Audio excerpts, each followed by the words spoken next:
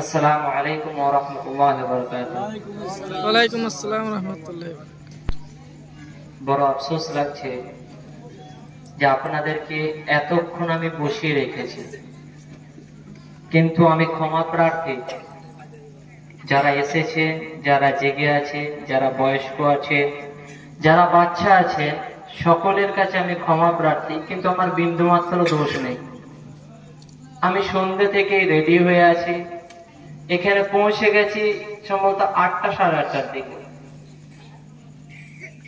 যদি এই ব্যাপারে আপনাদের রাগ থাকে আমার, যে কেন হুজুর আপনি 8টায় এসেছেন 10টায় উঠছেন, আর এই কারণে যদি সালাম না দেন, ফের আমি ক্ষমা চাইছি। আর যদি ভাবেন না বর্ধমানের লোককে সালাম দিলে গুনাহ হয়ে যাবে, তাহলে আমার কিছু করার নাই। আর যদি ভাবেন আমার বাপ দাদা 14 পুরুষ বাংলাদেশের বর্ডারের ওপারে, আমি এপারে চলে এসেছি, আপনাদেরকে এনআরসি করে বার করে দেবো, আপনারা যদি আমাকে বলেন যারে আপনি বক্তব্য দিতে এসছেন, দাঁড়ান কদিন পরে এনপিআর হবে, আপনার নামটা আগে বার দেবো, 8টায় এসে 10টায় উঠলেন কেন? এই কারণে যদি আপনারা সালাম না দেন, তাহলে আমার কিছু করার নাই। তাহলে আপনারা ওদের লোক, কাদের বলেন তো? লাল নীল হলুদ সবুজ নয়, বরং আমাদের দেশের জাতীয় ফুলের লোক। যদি ভাবেন ওই দলের, তাহলে ওই দলের হবে, তাও কিছু করার নাই।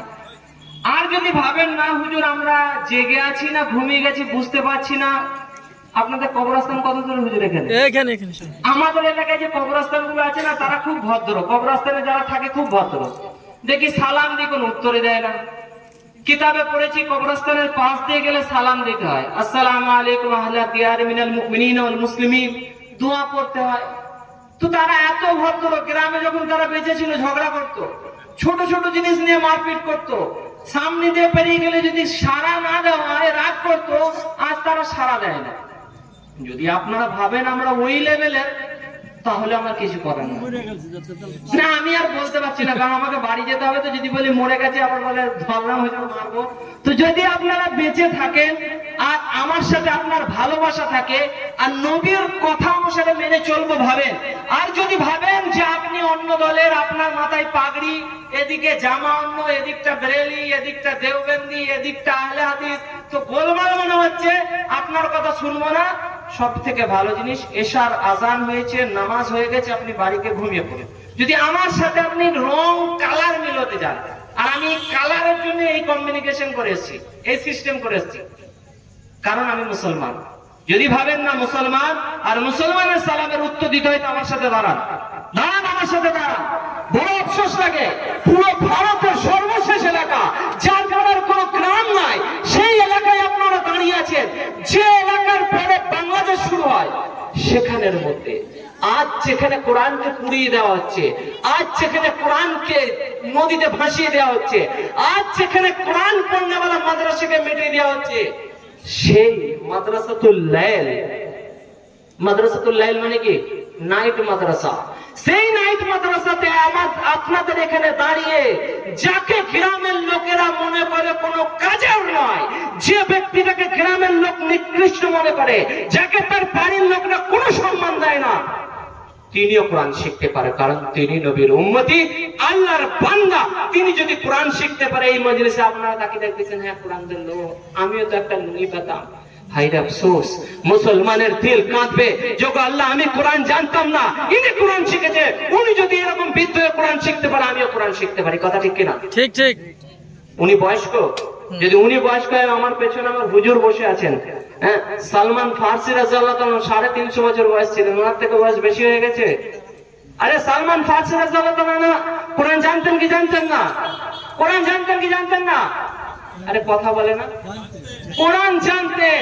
তাহলে ওনার থেকে কম বয়সের মানুষ যদি ইনি কোরআন শিখতে পারেন, এই দেখো এরা বয়স হয়ে গেছে, এরা বসেই আছে। আল্লাহ আমার সাথে তাকবীর দেবেন। দিলের যে রাগ আছে, দিলের মধ্যে যে ইমানি পাওয়ার আছে, মনের যে জজবাত আছে, আপনার মন যদি নবীর জন্য কাঁদে, শুধুই 12ই রবিউল আউয়াল কাঁদলে হবে না, মনকে জাগান এবং নিজের ভুলগুলো বুঝে যদি ভাবেন আমল করব, সেই নিয়তে আমার সাথে একবার তাকবীর দেবেন।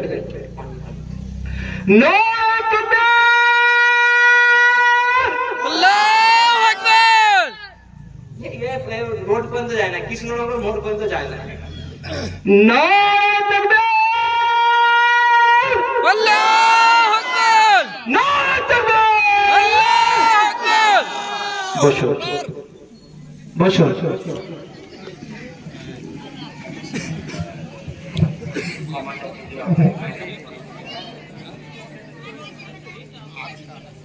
সবকে হিল্লি দিবে। জবর বক্তা আজ থেকে লিভ লিভ করছে। আলহামদুলিল্লাহ, আলহামদুলিল্লাহ রাব্বিল আলামিন, والصلاة والسلام على رسول الكريم أما بعد فقد قال تبارك وتعالى في كلامه المجيد والفرقان الحميد أعوذ بالله من الشيطان الرجيم بسم الله الرحمن الرحيم إن الذين آمنوا وعملوا الصالحات كانت لهم جنات الفردوس نزلا وقال أيضا اقرأ باسم ربك الذي خلق خلق الإنسان من علق اقرأ وربك الأكرم إلى آخر السورة وقال أيضا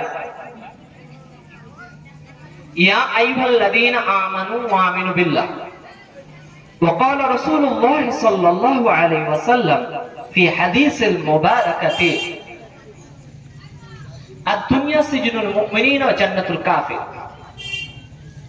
وعن أنس رضي الله تعالى عنه قال قال رسول الله صلى الله عليه وسلم لا تقوم الساعة حتى لا يقال في الأرض الله الله وقال أيضا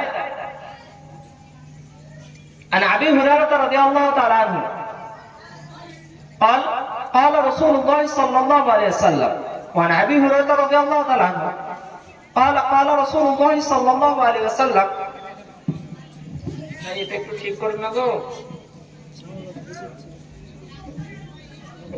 देख रहे थे মাইকের আওয়াজ ঠিক রাখবেন। وعن ابي هريره رضي الله تعالى عنه قال قال رسول الله صلى الله عليه وسلم والله لا يؤمن والله لا يؤمن والله لا يؤمن قيل من يا رسول الله قال الذي لا يأمن جاره بوائقه وقال ايضا خيركم من تعلم القرآن وعلمه وقال ايضا سباب المسلم فسوق وقتاله كفر وعن عبد الله ابن عمرو رضي الله تعالى عنه قال قال رسول الله صلى الله عليه وسلم رضي ربي في رضي الوالد وسخط ربي في سخط الوالد رواه الترمذي وابن ماجه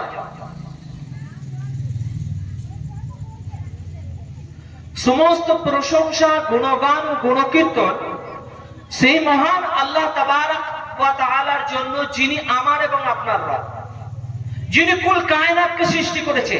যা কিছু আমরা দেখি বা দেখি না, যা কিছু আমরা অনুভব করি বা করি না, যেটা আমাদের জ্ঞান আছে বা নাই, যা আমাদের চতুর্দিকে ওপরে নিচে চারিদিকে যা কিছু আছে, যেটা আমরা জানতে পেরেছি বা জানতে পারি নাই, সমস্ত কিছুর খালিক কে? কে খালিক? সন্দেহ আছে, পেছনের লোকরা বলছে না হুজুর সামনে কালী পূজা আছে, ওরা বলতে পারে। একটু ভাগ বন্টন করে চলার দরকার, কারণ দেশ সেকুলার হয়েছে আর সম্প্রীতি বজায় রেখে যদি চলতে হয়, তাহলে আমরা যদি হিন্দু মুসলমান খ্রিস্টান জৈন বৌদ্ধ একসাথে সম্প্রীতি বজায় রেখে চলতে পারি, তাহলে আল্লাহ, কালী, গণেশ, ব্রহ্মা, বিষ্ণু, মহেশ্বর এরা কেন এক হবে না? কি সব এক? সব এক? সব এক? না না, কারণ যা কিছু আছে সব হচ্ছে কি সৃষ্টি, আর আল্লাহ হলেন স্রষ্টা, আর স্রষ্টা আর সৃষ্টি এক হতে পারে না। আপনি আমার থেকে সম্মানে বড় হতে পারেন, আপনি আমার থেকে জ্ঞানে বড় হতে পারেন, আপনি আমার থেকে যোগ্যতায় বড় হতে পারেন, আপনি আমার থেকে অর্থে বড় হতে পারেন, আপনি আমার থেকে পাওয়ারে বড় হতে পারেন, কিন্তু আপনার পাওয়ার, আপনার অর্থ, আপনার সৌন্দর্য, আপনার গুণ, আপনার ইলম, এই সমস্ত কিছুর সৃষ্টিকর্তা যে আল্লাহ, সে আল্লাহর থেকে বড় পৃথিবীতে কেউ হতে পারে না। কারণ লিল্লাহি মা ফিস সামাওয়াতি ওয়া মা ফিল আরদ, যা কিছু নবমণ্ডল এবং ভূমণ্ডলে যা কিছু আছে সব কার জন্য? সবের খালিক কে? সন্দেহ আছে নাকি? একটু জোরে বলছেন না কেন? সবের খালিক যখন আল্লাহ, আমার এবং আপনার মালিক যখন আল্লাহ, তো নামাজও পড়তে হবে কার জন্য? আল্লাহর জন্য।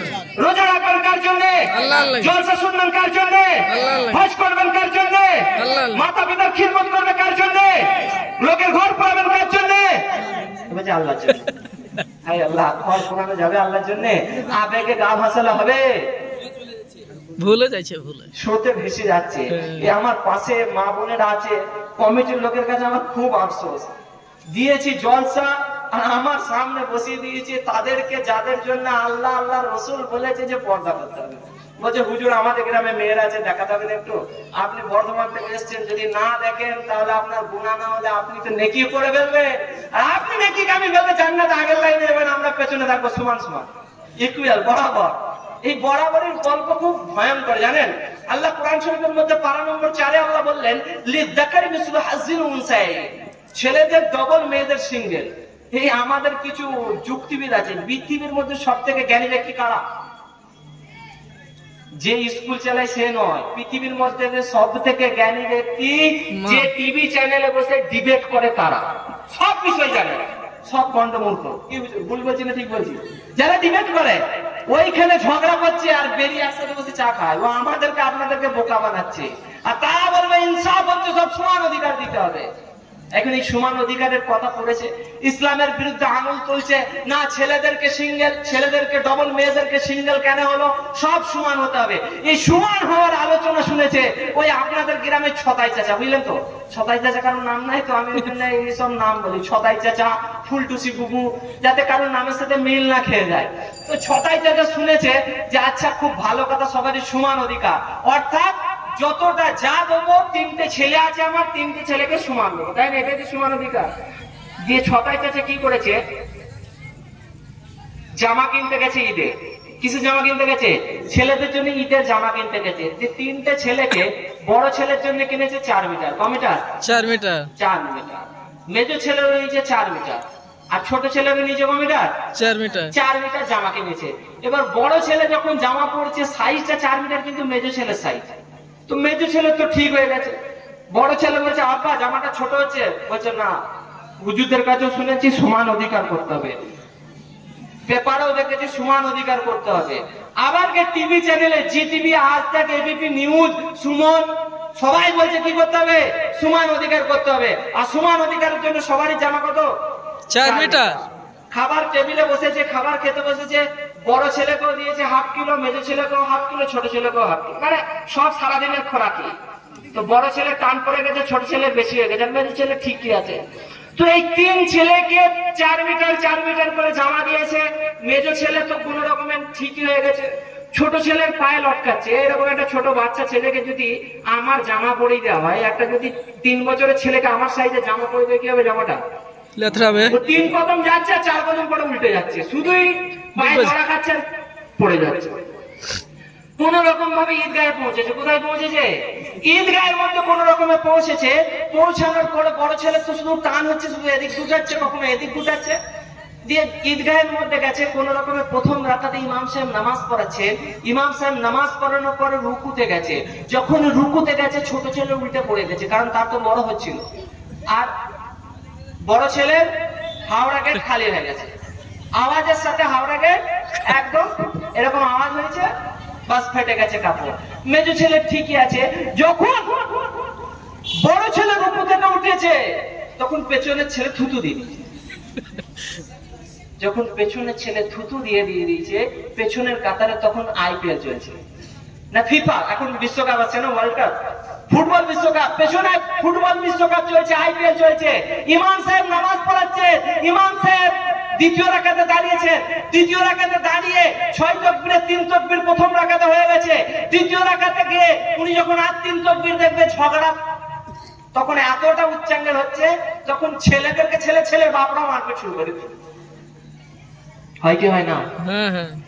এর নাম ইনসাফ নয়। ইনসাফ নাম যার যতটা প্রয়োজন তাকে ততটা দেওয়ার নাম হচ্ছে ইনসাফ। যার যতটা প্রয়োজন তাকে ততটা দেওয়ার নাম হচ্ছে ইনসাফ। ছেলের প্রয়োজন ওজন বেশি, আল্লাহ বললেন ছেলের দায়িত্ব বেশি। তার দায়িত্ব স্ত্রীকে লালন পালন করা, তার দায়িত্ব মাতা পিতাকে দেখভাল করা, তার দায়িত্ব সন্তান সন্ততিকে বড় করা, তারই দায়িত্ব প্রতিবেশীকে বড় করা। আমি হাদিস পড়েছি, নবী পাক সাল্লাল্লাহু আলাইহি ওয়াসাল্লাম বললেন, যার পেট ভর্তি খাবার আছে কিন্তু প্রতিবেশী যদি ক্ষুধার্ত থাকে, সে ব্যক্তি মুমিন হতে পারে না। এটারও দায়িত্ব পুরুষদের জন্য। যখন এতগুলো দায়িত্ব, তার কন্যার দায়িত্ব, যখন সে বাচ্চা অবস্থায় আছে তখন তার লালন পালনের দায়িত্ব তার মা বাপের, যখন সে স্বামীর ঘরে গেল তখন তার লালন পালনের দায়িত্ব তার স্বামীর, যখন সে বৃদ্ধ হলো তখন তার লালন পালনের দায়িত্ব কার? সন্তানের। তবু আল্লাহ তাবারক ওয়া তাআলা এক অংশ দিয়েছে, সে কথা পরে বলবো। যে কথাটা বলছিলাম, যে আল্লাহ তাবারক ওয়া তাআলা হলেন সৃষ্টিকর্তা, আর কুল কায়নাতের মালিক যখন আল্লাহ, ইবাদতের মালিক কে? আল্লাহ। আল্লাহ। সুতরাং ব্রহ্মা, বিষ্ণু, মহেশ্বর, শিব, কালী, এগুলো কে? এগুলো হচ্ছে আল্লাহর সৃষ্টি। মানুষও হতে পারে, আবার কাল্পনিকও হতে পারে, কিন্তু আমরা কনফার্ম এখন যাকে পূজা অর্চনা করছে, এখন যার উপাসনা করছে, সেটা আল্লাহরই জিনিস নিয়ে, মাটি, ইট, কাঠ, পাথর, বালি, পানি, আগুন, সবই আল্লাহর সৃষ্টি। তো যে আল্লাহ আসমান সৃষ্টি করলেন, যে আল্লাহ জমিন সৃষ্টি করলেন, যে আল্লাহ কোন কায়নাত সৃষ্টি করলেন, সে আল্লাহর শুকরিয়া শুরু বলি আলহামদুলিল্লাহ, আলহামদুলিল্লাহ। তারপরে পরে বিশ্ব নবী তাজদার মদিনা আহমদ আমিন আল্লাহ মরুর দুলার যে নবী পাক সাল্লাল্লাহু আলাইহি ওয়াসাল্লাম মৃত্যুর আগে মুহূর্ত পর্যন্ত একটাই কথা চিন্তা করে গেলেন, যে আমার উম্মতের কিভাবে 10 বিঘে জমি হবে চিন্তা করেছেন কি? করেননি। আমার উম্মতি কিভাবে খাবেন আল্লাহর নবী সাল্লাল্লাহু আলাইহি ওয়াসাল্লাম সে কথা বলেননি, বরং যিনি আগে চিন্তা করে গেলেন শেষ মুহূর্ত পর্যন্ত, যে ও আল্লাহ, ইয়া উম্মতি, ইয়া উম্মতি, আমার উম্মতি কিভাবে জান্নাত যাবে, আমার উম্মতি কিভাবে গুনাহ থেকে বাঁচবে, আমার উম্মতি তোমার কিভাবে ফরমাবরদার হবে, আমার উম্মতি কিভাবে তোমার আনুগত্য স্বীকার করবে, আমার উম্মতি কিভাবে তোমার ইবাদত করবে এবং তোমাকে রাজি খুশি করে দুনিয়া থেকে বিদায় দেবে, সেই নবীর প্রতি সালাম ও বর্ষিত হোক। সকলে বলি আল্লাহুম্মা আমিন, আল্লাহুম্মা আমিন। আল্লাহ তাবারক ওয়া তাআলা কোরআন শরীফ পারা নম্বর 16 সূরা কাহাফ শেষের দিকে আল্লাহ তাবারক ওয়া তাআলা বললেন, ইন্নাল্লাযীনা আমানু ওয়া আমিলুস সালিহাতি কানাত লাহুম জান্নাতুল ফিরদাউসি নুজুলা, নিশ্চয়ই যারা ঈমান নিয়ে এসেছে, ইন্নাল্লাযীনা আমানু ওয়া আমিলুস সালিহাতি, এবং যারা নেক কাজ করেছে, কানাত লাহুম জান্নাতুল ফিরদাউসি নুজুলা, আল্লাহ তাদের মেহমানদারির জন্য, আল্লাহ তাদের আতিথেয়তার জন্য, আল্লাহ তাদেরকে গেস্ট হিসাবে, মেহমান হিসাবে, তাদের মেহমানদারির জন্য কোন অন্য জান্নাতের কথা বলেননি, জান্নাতুল আদন বলেননি, বরং জান্নাতুল ফিরদাউসি নুজুলা, আল্লাহ তাদের মেহমানদারি করবে জান্নাতুল ফিরদাউস। একটু আগে হুজুর বক্তব্য রাখছিলেন, উনি শুরুতে বলেছিলেন যে জান্নাতের যে গাছ একবার সুবহানাল্লাহ বললে গাছের পরিধি কতখানি বলেননি? তো সেই জান্নাতের অধিকারী আপনি এবং আমি হব, সেই আল্লাহর শুকরিয়া শুরু আরেকবার বলি আলহামদুলিল্লাহ, আলহামদুলিল্লাহ। কথা রাখবো, আলহামদুলিল্লাহ। নাইট মাদ্রাসা শুরু করেছেন, সেই মাদ্রাসার মধ্যে শিক্ষা দিচ্ছেন, যেহেতু সামনে দুর্গাপুজো পেরিয়ে গেছে, সামনে কালী পুজো আসছে, এই পুজোর ব্যাপারে দু একটা কথা আপনাদেরকে বলি। যে কথাটা আজকের প্রসঙ্গের বাইরে হলো, প্রসঙ্গের মধ্যে, মুসলমানের ছেলে পুজোর প্যান্ডেল দেখতে যাচ্ছে, মুসলমানের ছেলে পুজোতে চাঁদা দিচ্ছে, মুসলমানের ছেলে পুজোর প্রসাদ খাচ্ছে, মুসলমানের ছেলে পুজোকে দেখে প্রণাম করছে, মুসলমানের ছেলে পুজোর মূর্তিদেরকে দেখে ভয় করছে, মুসলমানের ছেলে বলছে দুর্গা দুর্গা মা দুর্গা, মুসলমানের ছেলে মা কালী বলে সম্বোধন করছে, মুসলমানের ছেলে হিন্দু বন্ধুদের সাথে গিয়ে জুয়ার আড্ডায় বসছে, মুসলমানের ছেলে মদের দোকানগুলো আবাদ করছে, মুসলমানের ছেলে যত রকমের গুনার কাজ করছে, এগুলো কি করা বৈধ? অবৈধ। এক কথায় উত্তর বৈধ নয়। যখন বৈধ নয়, করছেন কেন? আল্লাহ তাবারক ওয়া তাআলা সূরা আল ইমরানের মধ্যে কি বললেন? কুনতুম খায়রা উম্মাতিন উখরিজাত লিন-নাস তা'মুরুনা বিল মা'রুফ ওয়া তানহাউনা আনিল মুনকার ওয়া তু'মিনুনা বিল্লাহ। তোমরাই সর্বশ্রেষ্ঠ উত্তম উম্মত, তোমাদেরকে বার করা হয়েছে, কাজ তিনটে বলেছে, তা'মুরুনা বিল মা'রুফ তানহাউনা আনিল মুনকার ওয়া তু'মিনুনা বিল্লাহ। বলেননি যে তুমি নামাজ পড়ছো, মসজিদে নামাজ পড়ো, বড় তসবিহ নিয়ে জিকির করো, ঘরে ঘুমাও, এ কথা শরীয়তের বলা নাই। নামাজ শুধু আপনাকে পড়লে হবে না, গুনাহ করলে সেই গুনাহ থেকে রুকার দায়িত্ব আপনার। নবী পাক সাল্লাল্লাহু আলাইহি সাল্লাম বললেন, উনসুর আখাকা যালিমান ওয়া মাজলুমান, তোমার ভাই যদি জালিম হয় তার সহযোগিতা করো, যদি মাজলুম হয় তার সহযোগিতাও করো। সাহাবীরা জিজ্ঞেস করলেন, ইয়া রাসূলুল্লাহ, আমার ভাই যদি জালিম হয়, অত্যাচার করে, তার কিভাবে সহযোগিতা করব? মাজলুম, যার উপর অত্যাচার করা হচ্ছে তাকে নয় মারপিট থেকে রুখে নিলাম, মার খাওয়া থেকে বাঁচিয়ে নিলাম, তার উপর যে অত্যাচার হচ্ছে অত্যাচার থেকে তাকে বাঁচালাম। মাজলুমের তো সহযোগিতা করা যায়, জালিমের কিভাবে সহযোগিতা করব? নবী পাক সাল্লাল্লাহু আলাইহি সাল্লাম বললেন, জালিমের সহযোগিতা করো, জুলুম থেকে রুখে। জুলুম কাকে বলে? অন্যায় ভাবে যে কোনো কাজকে জুলুম বলে। আপনি চেয়ারের মধ্যে বসে আছেন, পানি খাওয়ার জন্য একটু উঠে গেছে, গিয়ে দেখছে আপনার চেয়ারে অন্যজন বসে পড়েছে, এটা জুলুম। আপনার পকেটে 10টা টাকা পড়ে আছে, পাশের ট্রেনে যাওয়ার সময় বাসের কেউ লোক পকেট থেকে বার করে নেওয়া, এটা হচ্ছে জুলুম। স্বামীর পকেটে টাকা আছে, স্বামী কোনো কাজের জন্য রেখেছে, সেই টাকা নিয়ে ছতাই চেঁচে চুরি বিক্রি করতে এসছে, চুরি কেনা, সেটা জুলুম। কি জুলুম হবে না? স্বামীর অনুমতি নিয়েছে, বললো হুজুর ওসব ছাড়ুন, শাশুড়ির ডিম চুরি করে পাশের দোকানে বিক্রি করে লিপস্টিক কেনার বাহার দেখেন নাই তো? মৌলী সাহেব এলে পর্দা ঘুমটা, ছি ছি, হুজুর এসছে, ভাই কোথায় আছো, কতদিন এসছো, দাও চুরিটা করিয়ে দাও। একদম সদর আপন ভাই, খালাতো ভাই, মামাতো ভাই, ফুফুতো ভাই, চাচতো ভাই, পাড়াতো ভাই, আর একটা ভাই সব থেকে বড় ভাই, নাম কি? ফেরিওয়ালা ভাই। কি ফেরিওয়ালা ভাই, কটকটি ভাই, হাড়ি কেনা ভাই, আর একটু বয়স করলে চাচা। একদম নিজের চাচাকে কখনো দেখতেই পারে না। বলছি তো চাচা করতে এসছি রে, এই কি করতে এসছে? আমার বাপকে জলি মেরেছে। হাড়ি বিক্রি করতে এসে চাচা, আমার শাশুড়িকে বললো একটু এগিয়ে চলো, রোডের ধারে ফেলে দিচ্ছে, বাড়ির সাইকেল ভাঙা রোডের ধারে পড়ে আছে, ছাদ থেকে টুক করে দিয়ে দিল, চাচা নিয়ে চলে গেল। একটু বলছে ভাই পয়সা তো নাই, একটু ধারে দিয়ে, ইশারা করে নিয়েছে, ক টাকা? 40 টাকা হবে না, 50 টাকা।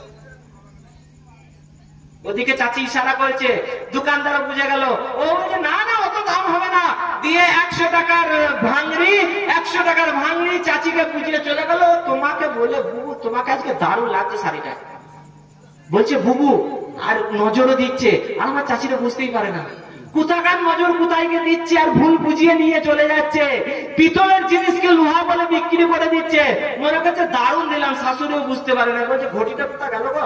বলছে কি জানি অমুকের বাড়ির লোকেরা এসেছিল, তাহলে ওরাই নিয়ে গেছে, এদিকে এদিকে সাপ্লাই করে দিয়েছে। হয় কি হয় না?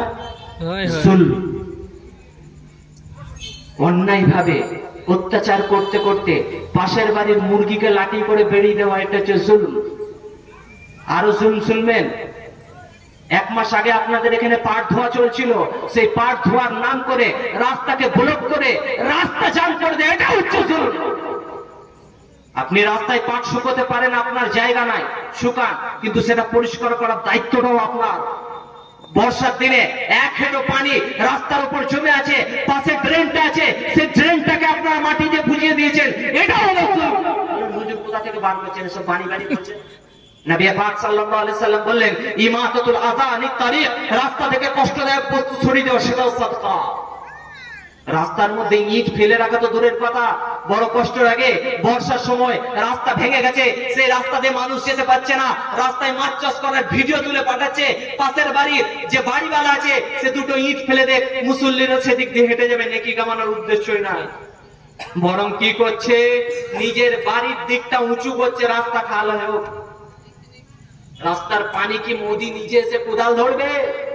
আরে মুসলমান, আরে হতভাগা মুসলমান, রাস্তার কাজ অন্যায় ভাবে হচ্ছে, রাস্তার টাকা মেরে নেওয়া হচ্ছে, রাস্তার কাজের মধ্যে রাস্তা ভেঙে যাচ্ছে, তার জন্য কি শুধু মোদি দায়ী?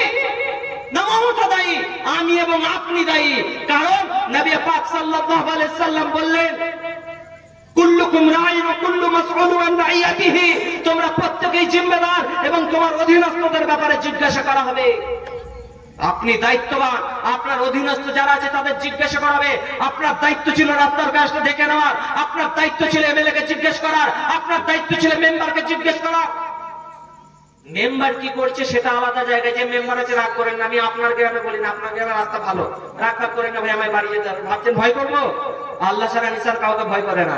যদি ভাবেন ওইখানে ধরবো, আমি ঠিকানাও দিয়ে দিচ্ছি আমার বাড়ির, যেখানে পারেন ধরে নিয়েন। কাল কিয়ামতের ময়দানে জবাব দেওয়ার থাকে, আপনাকে জবাব দেওয়া আমার জন্য আসান। এত বোকা মুসলমান হবে, রাস্তাটার দায়িত্ব আপনার নয়। রাস্তা ভেঙে যাচ্ছে তার উপরে জুলম আপনি করছেন। রাস্তায় পানি জমানোর জন্য দায়িত্ব মোদী, অমিত শাহ, দিদি কারণ নয়, আপনার দায়িত্ব। পাশের বাড়ির দায়িত্ব ছিল রাস্তার পরিষ্কার রাখা, দিয়ে সরকারকে দেয়। বাকি রইল যে টাকা মেরে নিচ্ছে তার জন্য কি হবে? কিতাব খুলে দেখুন, নবী পাক সাল্লাল্লাহু আলাইহি সাল্লাম বললেন, قال রাসূলুল্লাহ সাল্লাল্লাহু আলাইহি সাল্লাম, লা'না রাসূলুল্লাহ সাল্লাল্লাহু আলাইহি সাল্লাম আর-রাশি ওয়াল মুরতাশি ফিল হুকম। ঘুষ নেনে वाला, ঘুষ দেনে वाला উভয়ের উপর নবী লানত দিয়েছে। ঘুষ বলে কাকে? বলে হুজুর টেবিলে তলা দিয়ে নেওয়াকে ঘুষ বলে, তাই না? ঘুষ দেওয়াটাও গুনাহ, ঘুষ নেওয়াটাও গুনাহ। ঘুষ দেওয়াও হারাম, ঘুষ নেওয়াও হারাম। আমরা ঘুষ দিতে পিছপা হয় না, আর ঘুষ যে নেয় তাকে দোষারোপ করি। ঘুষ দেন না কাকে? রোডের কাজ হচ্ছে, রাস্তার টাকা বেরিয়েছে, সেই রোডের পাথরের জায়গাটাকে নিয়ে গিয়ে নিজের বাড়ির দরজা, নিজের বারান্দায় ঢালাই দিচ্ছেন। এটা কার হক মারছেন মনে নাই? জনগণের টাকা নিয়ে আপনি ঘরের মধ্যে লাইট চালাচ্ছেন, এটা মনে নাই? রাস্তায় হুক মারছেন, গোটা দেশবাসীর উপর জুলুম করছেন, এটাও জুলুম। সেই জন্য ভাই, নবী পাক সাল্লাল্লাহু আলাইহি সাল্লাম শুধু মানুষকে ইল্লাল্লাহ ইল্লাল্লাহ করার জন্য আসেনি। নবী কোরআন শরীফ শুধু পৃথিবীর মানুষকে দাড়ি টুপি পরিয়ে মসজিদে বন্দী করার জন্য আসেনি। শুধু কোরআন শরীফ মানুষকে মৌলবাদীর জন্য আসেনি। শুধু কোরআন শরীফ মানুষকে আতঙ্কবাদী শিক্ষার জন্য আসেনি। কারণ কোরআন মানুষকে মানুষ শেখানোর জন্য এসেছে, আর যারা কোরআনের বিপক্ষ বলে তারাই আতঙ্কবাদী। কথা ঠিক কিনা? ঠিক ঠিক, কথা ঠিক কিনা? যখন কথাটা ঠিক, আমল কারা করবে? আল্লাহ যে বললেন কুনতুম খায়রা উম্মাতিন, তোমরাই সর্বশ্রেষ্ঠ উম্মত, সেটা কারা? কার দল? কার দল সর্বশ্রেষ্ঠ উম্মত? আরে বলুন না কথা। কারা? বিজেপি, আরএসএস, দিদি, দাদা, চাচা, ফুপু, খালা, কোন দল? আরে এখন খালা আমাদের রাষ্ট্রপতি। যদি দিদি প্রধান মুখ্যমন্ত্রী হতে পারে তাহলে রাষ্ট্রপতি কে আমাদের? আরে হ্যাঁ, তো খালাই বলবো না তো কোন দল? কোন দল? নবী পাক সাল্লাল্লাহু আলাইহি সাল্লাম বলে গেলেন সেই দলটার ব্যাপারে, মা আনা আলাইহি ওয়া সাহাবী, আমি এবং আমার সাহাবীরা যারা, সেই দলটাকে অনুসরণ করো। আসহাবী কান নুজুম, আমার সাহাবীরা নক্ষত্রের ন্যায়। ফাবিআইহিম ইক্তাদাইতুম ইহতাদাইতুম, যাকে খুশি অনুসরণ করে হেদায়েত পেয়ে যাবে। কিসের ঝগড়া? মুসলমান কোরআন জানে না, মুসলমান নামাজ জানে না, মুসলমান কলমা জানে না, মুসলমান পর্দা জানে না, মুসলমান সালাম জানে না, মুসলমান দোয়া জানে না, মুসলমান বিসমিল্লাহ পর্যন্ত জানে না। তারপর বলছে হুজুর কি আপনারা চলবে কিনা? আরে হায় আফসোস। আরে কলমা শিখুন, নামাজ শিখুন, দোয়া শিখুন। গোটা বিশ্বতে আপনি আল্লাহকে রব মানেন, আপনি বাতিল। শোয়েব আলাইহিস সালামকে আল্লাহ তাবারক ওয়া তাআলা বলে দিলেন, হে শোয়েব, যতক্ষণ না তুমি তাদের ধর্মে ফিরে যাচ্ছ বা দেশ ছাড়ছ, ততক্ষণ পর্যন্ত ওরা ক্ষান্ত হবে না। তাহলে শোয়েব আলাইহিস সালামকে যদি বলে, নবী পাক সাল্লাল্লাহু আলাইহি সাল্লামকে সেই কথা আল্লাহ বললেন, মুসা আলাইহিস সালামকে সেই কথা বললো, ফিরআউনও সেই একই কথা বলেছে, নূহ আলাইহিস সালামকে সেই কথা বলেছে। অফার দুটো, রাস্তা দুটো, হয় দেশ ছাড়ো নয় ধর্ম ছাড়ো। তাহলে এটা তো নতুন কথা কিছু নয়। কিন্তু আপনার এবং আমার সাথে আল্লাহ আছে কিনা? সূরা আল ইমরান আয়াত নম্বর 139, আল্লাহ বললেন, ওয়ালা তাহিনু ওয়ালা তাহজানু আনতুম আলাউনা ইন কুনতুম সাদিকিন ইন কুনতুম মুমিনিন। আল্লাহ বললেন ওয়ালা তাহিনু, তোমরা দুঃখিত হও না, ওয়ালা তাহজানু, গমগীন হও না, আনতুম আলাউনা, তোমরাই একদম জয়ী হবে। আল্লাহ বলছে, আল্লাহ আলাউনা কুম বলে নাই, জয়ী হবে বলে নাই। আল্লাহ বলেন আনতুম আলাউনা, বসে আছেন, আগে আনতুম জমির মারফু মুনফাসিলকে আগে নিয়ে আসা হয়েছে, আনতুম আলাউনা, তোমরাই জয়ী হবে আল্লাহ বলছেন। কথাটা কার? আল্লাহর। কার? আল্লাহর কথা। আল্লাহ বললেন তোমরাই জয়ী হবে। কাজ কি?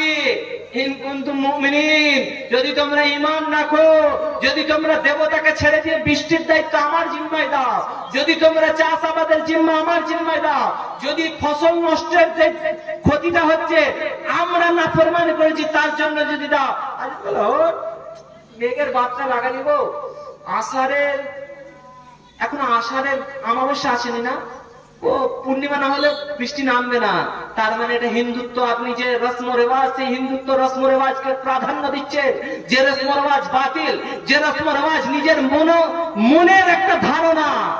হিন্দু ধর্মেও সে কথা নয়, হিন্দু ধর্মেও সে কথা নয়। আমার এবং আপনার দায়িত্ব হচ্ছে ঈমান, যে কথাটা আমি সূরা কাহাফের শুরুতে বলেছিলাম, ইন্নাল্লাযীনা আমানু, যারা ঈমান নিয়ে এসেছে। এখানে আল্লাহ বললেন ইন কুনতুম মুমিনিন, এবং এর আগে সূরা আল ইমরানের 101 নম্বর আয়াত যেটা আমি বলেছি, কুনতুম খায়রা উম্মাতিন উখরিজাত লিন-নাস তা'মুরুনা বিল মা'রুফ ওয়া তানহাউনা আনিল মুনকার ওয়া তু'মিনুনা বিল্লাহ। এখানেও আল্লাহ বললেন তু'মিনুনা বিল্লাহ। কিন্তু বড় আফসোস লাগে যে বেদ পুরাণের মধ্যে আমরা একই স্কুলে পড়ি, একই কো এডুকেশনে পড়ি, যেখানে হিন্দু খ্রিস্টান জৈন বৌদ্ধ ধর্ম সবাই একসাথে আছে, কোন ধর্মকে আমি ছোট করছি না, কিন্তু সেই ধর্মের যে আদি গুণ, তাদের যে বেদ, তাদের যে পুরাণ, তাদের যে ঐশী ধর্মগ্রন্থ আছে, সেই গ্রন্থের মধ্যে কি বলছে? আমি একদিন কাটোয়া থেকে ফিরছি, দেখে মনে করছে মৌলী সাহেব মানুষ, এরা আর কি বুঝবে, কাটোয়ায় ট্রেনে চেপেছে, একজন ব্রাহ্মণ আছে, আপনাদেরকে কি পড়ানো হয়? আমি মাদ্রাসার কথাগুলো বললাম, বলতে বলতে দেখুন এগুলো ধর্মের মধ্যে এগুলো ঠিক নয়, সব সামঞ্জস্য মিলে চলবো। সৃষ্টিকর্তা যিনি আমাদের ব্রহ্ম আছেন, এই কথা বলতে বলতে বলতে বলতে অন্যদিকে নিয়ে গেল একজন ব্রাহ্মণ। একটু আমার রাগ হলো, তাই মনে আছে একটা কথা বলুন তো, আপনাদের গুরু দীক্ষা মন্ত্র আছে না? এটা গুরু দীক্ষা মন্ত্র বলছি, হ্যাঁ। আমরা ওটার মন্ত্রটা কখন করতে হয়? বলে যখন পইতে করায়। ব্রাহ্মণদের যখন কাঁধে একটা মানে সুতো থাকে, পেশাব করতে গেলে সে পইতেটা কানে তুলতে হয়, তাই না? আমাদের এখানে মাস্টারমশাইরা বসে আছেন, আগে 7-8 এর একটা ইতিহাস, একটা ঘটনা ছিল, আমরা পড়েছি, দেখেছি যে কৃষকরা একটা আন্দোলন করে ধর্মের বিরুদ্ধে, কারণ তাদের যে গরুগুলো ছিল সেই গরুগুলোকে যজ্ঞের জন্য তারা ব্যবহার করতো পুরোহিতরা, তার জন্য কৃষক আন্দোলন করে। আগে 7-8 ইতিহাসে ছিল। আমি যে স্যারের কাছে পড়েছি তিনিও হিন্দু, তিনি এই ব্যাপারটা আমাকে খুব ডিটেলসে বুঝিয়েছে। কারণ ব্রাহ্মণদের পৈতের যে সিস্টেম, সেই সিস্টেমের মধ্যে একটা সিস্টেম ছিল, সে গরুকে তারা হত্যা করার পরে যজ্ঞে সে গরুটাকে খানা করতো, আর তার যে নারী নিয়ে পৈতে করা হতো। এখন সেই সিস্টেমে যে আমি যেহেতু বর্ধমানের লোক, সেই সিস্টেমে আছে, কিন্তু সেই সিস্টেমটা একটু চেঞ্জিং করেছে। এখন আটার গরু তৈরি করা হয়। কিসের গরু? আটার গরু তৈরি করা, আর ভেতরে একটা ওই সুতোর পৈতে দিয়ে সেই গরুর আটাটাকে আটার সাথে মিলিয়ে দেয়, আর বাকি পৈতেটা দিয়ে পৈতে করে। এখন আমি তাকে জিজ্ঞাসা করলাম, আচ্ছা একটা কথা বলুন, একটা মন্ত্র আছে, এই মন্ত্রটার মানে কি? লা ইলাহা ইল্লাল্লাহ পরম পদম জন্ম বৈকুণ্ঠ অপরিণতি জপি নাম মুহাম্মাদাম। পুরাণের মধ্যে পুরাণের মধ্যে কলকি অবতারের যেখানে বর্ণনা হচ্ছে, সেখানে বলছে এতস্মিন্নন্তরে সেলে চাচার্যনা সমন্বিত মুহাম্মাদীতি খ্যাত শিষ্যসাক সমন্বিত দীপশ্চৈব মহাদেবং মরুস্তনং নিবাসনং গঙ্গা জলস্থ সেননং পঞ্চগব্য সমন্বিত দহদসং শুক্ল পক্ষস্য মদমতি মাধবম সুমতং বিষ্ণু যশৎ সম্বল প্রিয় প্রাদুর্ভাবম। এই আপনাদের হাত দেখলো যেমন আঁক আছে, বুঝুন এটা জলসা, দুর্গা পুজো করছেন না কালী পুজো করছেন, এরকম করে আছে। পুরোহিতরাও আমার সামনে বসে এরকম করে আছে, যে বলছে মানে, আমি বললাম মানে তো আমি বলবো না, আপনি বলবেন। ব্রাহ্মণ আমি নয়, আপনি ব্রাহ্মণ, মানেটা আপনি বলুন। বলছে মানেটা বলুন। পুরাণের মধ্যে লেখা আছে, কারণ বেদ পুরাণ এগুলো বলা হয়েছে যে আজ থেকে চালু। বেদ পুরাণ এটা বলা, আপনি জানেন, বেদ পুরাণ এটা বলা হয়েছে যে ওদের হিসাবে 5000 বছর আগে। আর যখন কোরআন বলছে এর আগে যত উম্মতি, যত নবী আসছে, তাদের কাছে বলে দিয়েছি যে সর্বশেষ এক নবী আসবে, তো তার কথাটা লেখা আছে বেদের মধ্যে। এতস্মিন্নন্তরে সেলে চাচার্যনা সমন্বিত, একজন সেলে চাচার্যন, একজন বিদেশি আবির্ভাব হবে, শিষ্য শাখায় সমন্বিত নিপশ্চৈব মহাদেবং মরুস্থলাং নিবাসনং, তিনি মরুভূমির নিবাসী হবে। কোরআন বলছে, আমরা জানি নবী মুহাম্মদ রাসূলুল্লাহ সাল্লাল্লাহু আলাইহি সাল্লাম আরবের মক্কা নগরীতে নবী পাক সাল্লাল্লাহু আলাইহি সাল্লাম জন্মগ্রহণ করে, তাই না? পিতার নাম ছিল আব্দুল্লাহ, এটা হচ্ছে সন্ধি বিচ্ছেদ, আব যুক্ত আল্লাহ, অর্থাৎ মুজাব মুজাবিলাই, সন্ধি বিচ্ছেদ, অর্থাৎ আল্লাহর উপাসনাকারী। আর মায়ের নাম ছিল আমিনা, আমান ধাতু, অর্থাৎ শান্তিময়ী মাতা, তাই না? আর আরব দেশকে বলা হয় যেখানে জন্মগ্রহণ করছে সেটা হচ্ছে মক্কা। কোরআন শরীফ পারা নম্বর 30 সূরা 3 এর মধ্যে বলছেন হাদাল বালাদুল আমিন, এই মক্কার জন্য বলা হচ্ছে এটা শান্তিময় জায়গা, এই কথাটা মনে রাখবেন। তো কোরআনের মধ্যে বলছে দশম শুক্ল পক্ষ মাধব নসি মাধবম সুমতং বিষ্ণু জসদ সঙ্গল ক্রিয়া প্রাদুর্ভাবম। দশম 10 আর 2 কত তারিখ? 10 আর 2 কত তারিখ? 12 তারিখ। চাঁদের দুটো পক্ষ, শুক্লপক্ষ আর কৃষ্ণপক্ষ। প্রথম 15 দিনটা হচ্ছে শুক্লপক্ষ, আর তারপরে 15 দিনটা হচ্ছে কৃষ্ণপক্ষ। চাঁদের যে আমরা তারিখ গুনি, তারিখ গুনার পদ্ধতি এটা নয়। হুজুর বসে আছেন, আরবি তারিখ গুনার পদ্ধতি হচ্ছে 1 2 3 4 5 করে 15 গেল, 15 পড়া বলা হবে আর 12 দিন বাকি, আর 10 দিন বাকি। এটা হচ্ছে কৃষ্ণপক্ষের তারিখ, আগেও এরকম ভাবে গোনা হতো। তো প্রথম পক্ষের 12 তারিখ জন্ম কোথায় হবে? দশম শুক্ল পক্ষ মাধব মাসি মাধবম, মাধব মাস, শুক্ল পক্ষের মাধব মাস, অর্থাৎ রবি শেষের সময়, রবিউল আউয়াল, মাধব মাসি মাধবম। সুমতং, মায়ের নাম হবে সুমতং, সুমিতা। বিষ্ণু জসদ, পিতার নাম হবে বিষ্ণু জসদ, বিষ্ণুর উপাসনাকারী। সম্বল গৃহে প্রাদুর্ভাবম, শান্তিময় জায়গায় আসবে। আপনি বলবেন, সে ব্রাহ্মণ বলছে যে আচ্ছা তাহলে আপনি তো বলবেন যে হুজুর তাহলে আমাদের ধর্মগ্রন্থ যা আছে তো একই হলো, আপনারা আবার বলছেন কেন যে আল্লাহ এক? আমি বলছি কোরআন খুলে দেখুন, কোরআনের মধ্যে লেখা আছে একম ব্রহ্মা দ্বিতীয় নাস্তে নেহন নাস্তে কিঞ্চিৎ, সৃষ্টিকর্তা এক, দ্বিতীয় নয়, আদেও নয়, কখনো নয়, ন তস্য প্রতিমা অস্তি, সৃষ্টিকর্তার কোনো আকার আকৃতি রূপ নাই, তদ্রূপ মনাময়ম, তিনি নিরাকার এবং নিরোগ। এবং আপনাদের যে ওই মন্ত্র, ওই মন্ত্রের মধ্যে বলা হচ্ছে লা ইলাহা হরদিপাপম, ইলহার আশ্রয় ছাড়া পাপ মুক্তির কোনো উপায় নাই। ইল্লা ইলহা পরম পদম, ইলহার আশ্রয় হচ্ছে প্রকৃত আশ্রয়। জন্ম বৈকুণ্ঠে অপরিণতি, বৈকুণ্ঠে জান্নাতে বা স্বর্গে যদি কেউ জান্নাতে লাভের আশার আগে জপি নাম মুহাম্মাদান, কার রাস্তা অবলম্বন করতে হবে? মুহাম্মদ সাল্লাল্লাহু আলাইহি সাল্লাম। তো সুতরাং যে ভাই আমি বলছিলাম যে আল্লাহর সাথে কারো শরীক চলবে না। পেছনে ফিরে আসুন, কোরআন শরীফের মধ্যে সূরা আল ইমরান আল্লাহ বললেন কুনতুম খায়রা উম্মাতিন তুখরিজাত লিন-নাস তা'মুরুনা বিল মা'রুফ ওয়া তানহাউনা আনিল মুনকার। যে কথা বলতে গিয়ে আমি জুলমের কথা বলেছিলাম, আল্লাহ তাবারক ওয়া তাআলা আমাদেরকে অর্ডার করলেন যে বুকে হাত রেখে বেঁধে বসে থাকলে হবে না, বা চুপচাপ হাত পেছনে রাখলেও চলবে না, বা চুপচাপ ঘরে ঘুমালেও চলবে না। আল্লাহ আমাদের জিম্মাদারি দিলেন কুনতুম খায়রা উম্মাতিন উখরিজাত লিন-নাস, কাজ নাম্বার 1 তা'মুরুনা বিল মা'রুফ, সৎ কাজের আদেশ করো, সৎ কাজের আদেশ করো। বাচ্চা ছেলে পড়ছে না, পড়তে পাঠাও। কোরআন শরীফ জানে না, কোরআন শরীফ শেখাও। আরবি পড়তে জানে না, আরবি পড়া শেখাও। স্কুলে পড়তে জানে না, স্কুলে পড়া শেখাও। বড় আফসোস লাগে, সামনে আল আলম মিশন আছে মুর্শিদাবাদে, এই বিলিতে মিশনের অভাব নাই। এদিকে পিস একাডেমি আছে, আর অনেক মিশন আছে, কিন্তু তবুও মূর্খ থাকবে মুর্শিদাবাদের লোক। মারছে মুসলমান, মরছে মুসলমান, এখনো ঝাল বড়া খাওয়ার লোক হবে, পার্টির পতাকা ধরার লোক হবে। যে মুসলমান পতাকা গোষ্ঠী গোটা ভারতে আলোড়ন সৃষ্টি করেছে শিক্ষার জায়গায়, সেখানে আজ এক শ্রেণীর মুসলমান যারা নিরক্ষর হবে, আজ এক শ্রেণীর মুসলমান, আমার মায়েদেরকে লক্ষ্য করে বলছি, যারা পাটের বিনানি পতাকা করে দেয় 70 টাকা পাটের বিনানির জন্য ছেলের পড়া কামাই করবে, বাহানা মারছে। স্কুল থেকে বলছে না দুদিন শরীর খারাপ, কেন? কারণ এখন 70 টাকা পাওয়া যাচ্ছে পাটের বিনানি করতে। কষ্ট লাগে। অশিক্ষিত জাতি যখন থাকবে আর সরকারের রাস্তায় চিল্লে চিল্লে যদি চিৎকার করেন আমাদেরকে চাকরি দাও, এখন সেই দাতা কেউ নাই যে আপনার পায়ের দরজায় এসে বলবে নেন আপনার চাকরিটা দেওয়া হলো। এখন চাকরি কেউ দেবে না, নিজের যোগ্যতা তৈরি করে চাকরি ছিনিয়ে নেন। সম্ভবত এই বছর আমার জানা মতে আলহামদুলিল্লাহ আপনাদের আল আলম মিশন থেকে 2 জন মানে মেডিকেলে চান্স পেয়েছে, তাই না? এটা এনাদের পরিশ্রম। যদি এই পরিশ্রম, এই আল আলম মিশন না থাকতো এই ছেলেগুলো পড়তে যেত না। ওই বর্ধমান মামুনে যাবে বা সবাই খলতপুরে গিয়ে আলামিন মিশনে যাবে, এটা সম্ভব নয়।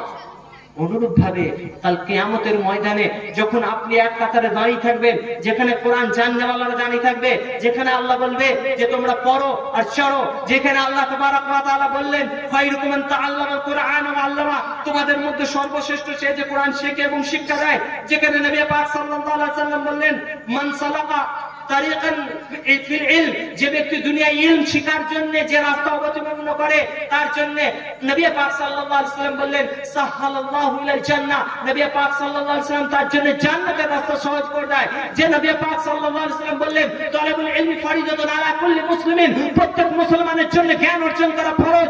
বুকে হাত দিয়ে বলুন, সত্যি কি আপনি শিক্ষিত? ডিগ্রিধারী বলিনি, একটু আগে হুজুর কথা রেখেছিলেন, মারা গেছেন, এক সেকেন্ড ভাবুন চোখ বন্ধ করে যে আপনি পৃথিবীতে নাই, পৃথিবী আপনার জন্য রুকে যাবে? যাবে না। আপনি যে বাড়িটা কোটি টাকা দিয়ে তৈরি করেছেন, সেই বাড়িটা আপনার জন্য কি ভেঙে ফেলা হবে? ভেঙে ফেলা হবে না, বরং আপনি যে লাখ টাকা দিয়ে বিছানা কিনেছেন, খাট কিনেছেন, সুন্দর বাড়ি তৈরি করেছেন, আপনার রূপ বেরোনোর সঙ্গে সঙ্গে আপনার পরনের বস্ত্রটা খুলে নিয়ে কোন একটা ফালতু কাপড়, যে কাপড়টা ঘরে কেউ ব্যবহার কম করে, সেই কাপড় দিয়ে আপনাকে ঢেকে দেওয়া হবে। আপনি বাইরে একা থাকতে পারেন না, শিশিরে আপনার শরীর খারাপ হয়ে যায়, আপনাকে বাড়ির বারান্দায় বার করে দেওয়া হবে। আপনি যখন মারা যাচ্ছেন, আপনার জন্য আহা বললে বলা অনেক থাকবে, আপনার জন্য নেকি পাঠানোর লোক কেউ থাকবে না। আপনি যখন দুনিয়া থেকে বিদায় নিচ্ছেন, আপনার আটটিয়ার গাড়িটা বাড়ির বারান্দায় দাঁড় করা গেছে, তবুও আপনাকে সেই কাঠের বা স্টিলের খাটিয়ে করে শুয়ে নিয়ে যাওয়া হবে। আপনি গদি ছাড়া ঘুমোতে পারেন না, সেই চালি দেওয়া স্টিলের খাটে আপনাকে শোয়ানো হবে। আপনি আপনার গোসলের জন্য গিজার লাগিয়ে রেখেছেন, আপনি আপনার গোসলের জন্য ঘরে টাইলস লাগিয়ে রেখেছেন, আপনি গোসলের জন্য ফোয়ারা লাগিয়ে রেখেছেন, কিন্তু আপনাকে কালো পর্দায় ঘিরে মসজিদে স্টিলের খাটিয়াটাতে অল্প কিছু পানি দিয়ে গোসল করে দেওয়া হবে। শেখপাড়া বাজার থেকে কাফন নিয়ে আসা হবে, আপনি দামি সাবান ছাড়া ব্যবহার করেন না, কাফনে দেখা যাবে 10 টাকার লাইফ বয় আপনার জন্য এসছে, সেই লাইফ বয় সাবানটাকে আর্ধেক কেটে আপনাকে গোসল দেবে, আর্ধেক হাত ধোয়ার জন্য রেখে দেবে। কিসের অহংকার? একটুখানি ভাবুন দেখিনি, পৃথিবীতে আপনি নেই।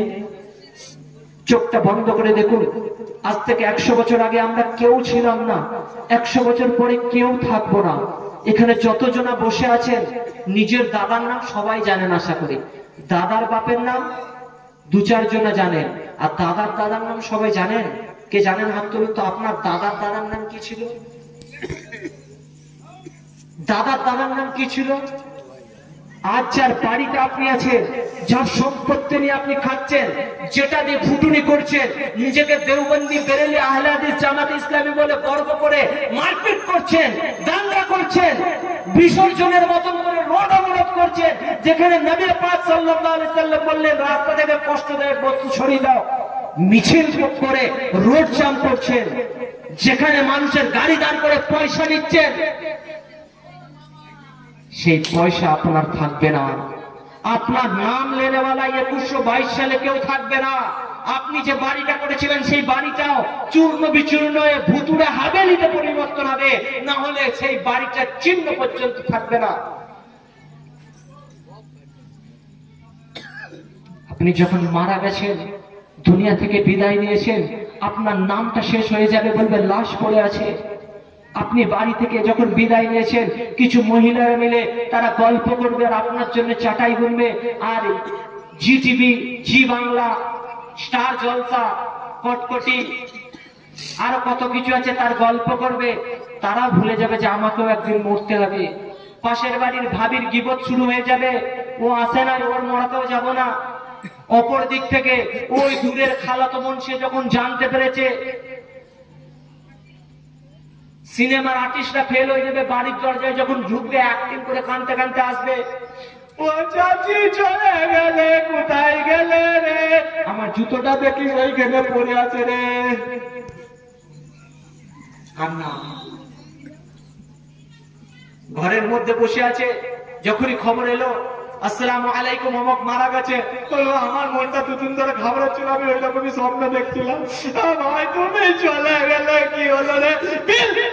গোসল গাড়িটা ফেরেশতা বলছে এটা কোথাকার মালে, ওদিকে সেন্টার ধরছে এদিকে সেন্টার ধরছে, দুধের হাঁড়িটা মনে আছে, বসে হাঁড়ি মনে আছে, ভাই তুলে কান্না হচ্ছে।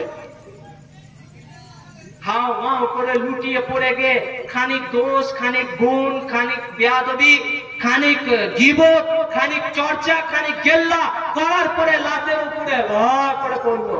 তারপরে নাক কাক ফুঁচে নিয়ে, আমি ভালো আছো, এটা কে তোমার মেয়ে, ও কত বড় হয়ে গেছে গো ছেলেটা।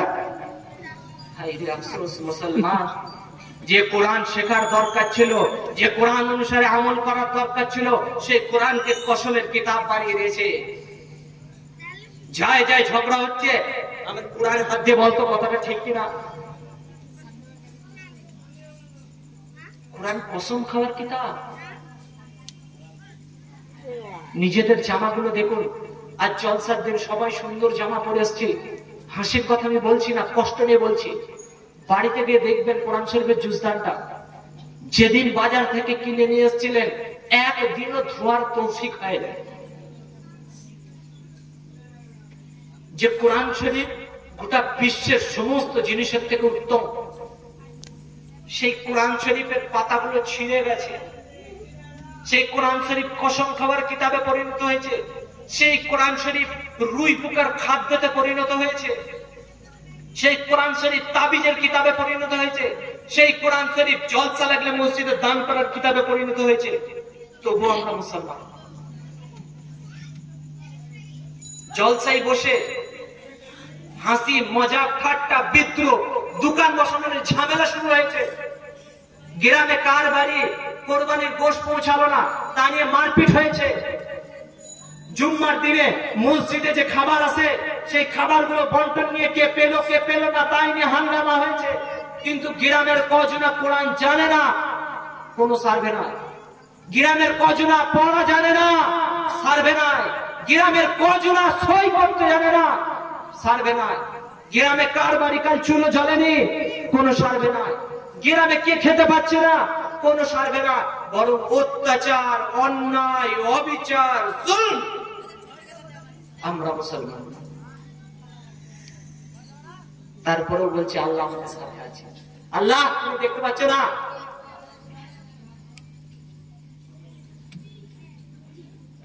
কষ্ট লাগে।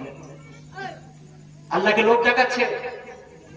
আল্লাহ এবারে যদি একান্ন হয় তোমার মসজিদে দিয়ে দেবো ইনশাল্লাহ। আমি জলসা করে ফিরছি এক জায়গা থেকে, আপনাদের এলাকাতে একজন, আমি নাম বলবো না, প্রোগ্রাম করে পেয়েছি, বলছি হুজুর মাদ্রাসায় 5,000 টাকা দেবো। আমি তো উল্টো মানুষ, আমি বললাম আলহামদুলিল্লাহ ভালো কথা, কিন্তু কি কারণে দেবেন, কি খুশিটা দেবেন?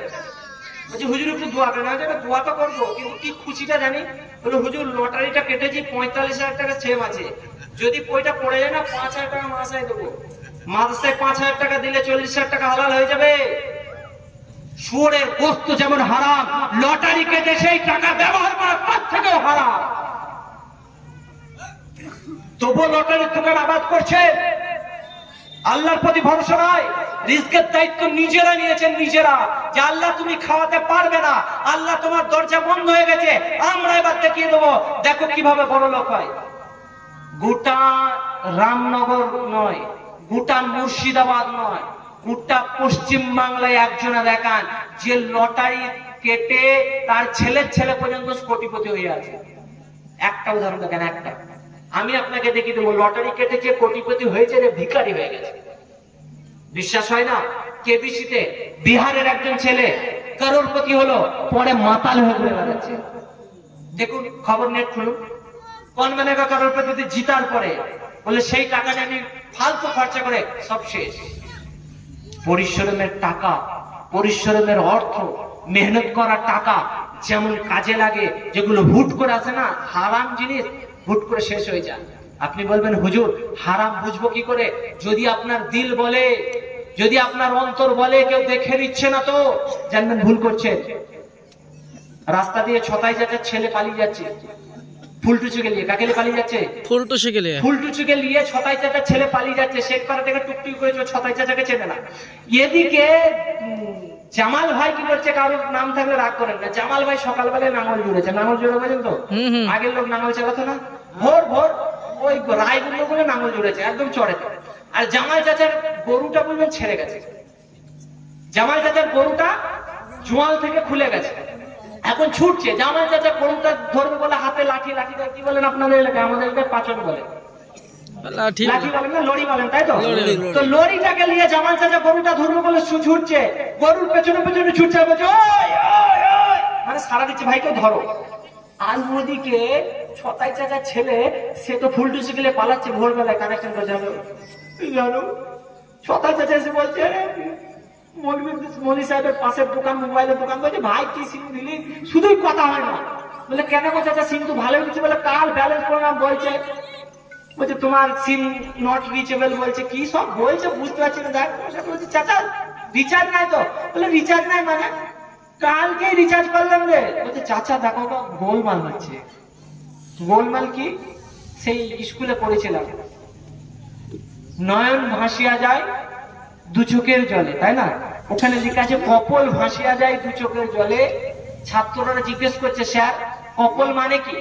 স্কুলের মধ্যে আগে বাড়ি থেকে অফিসার আসতেন না, তো বড় অফিসার এসছে, অফিসার এসে জিজ্ঞেস করছে আচ্ছা কপল ভাসিয়া যায় নয়নের জলে, এখানে কপল মানে কি?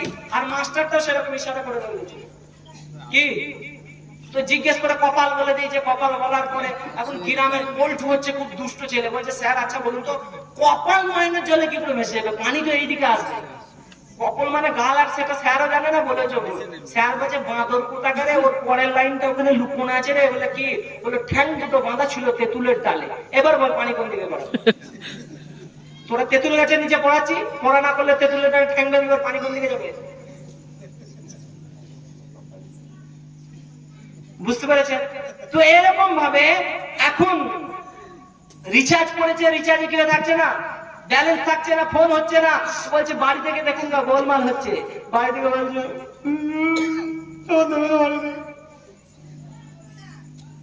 ওদিকে ওই পাড়ার জাকির ভাই বলছে হুজুর জানেন আজ রাতে বিশাল আশ্চর্য ঘটনা ঘটে গেছে। বলছে কি ঘটেছে? বললাম আমার স্ত্রী গ্রামের মধ্যে 5টা আল্লাহওয়ালির মধ্যে একটা আল্লাহওয়ালি, মা ফাতেমারও আগে।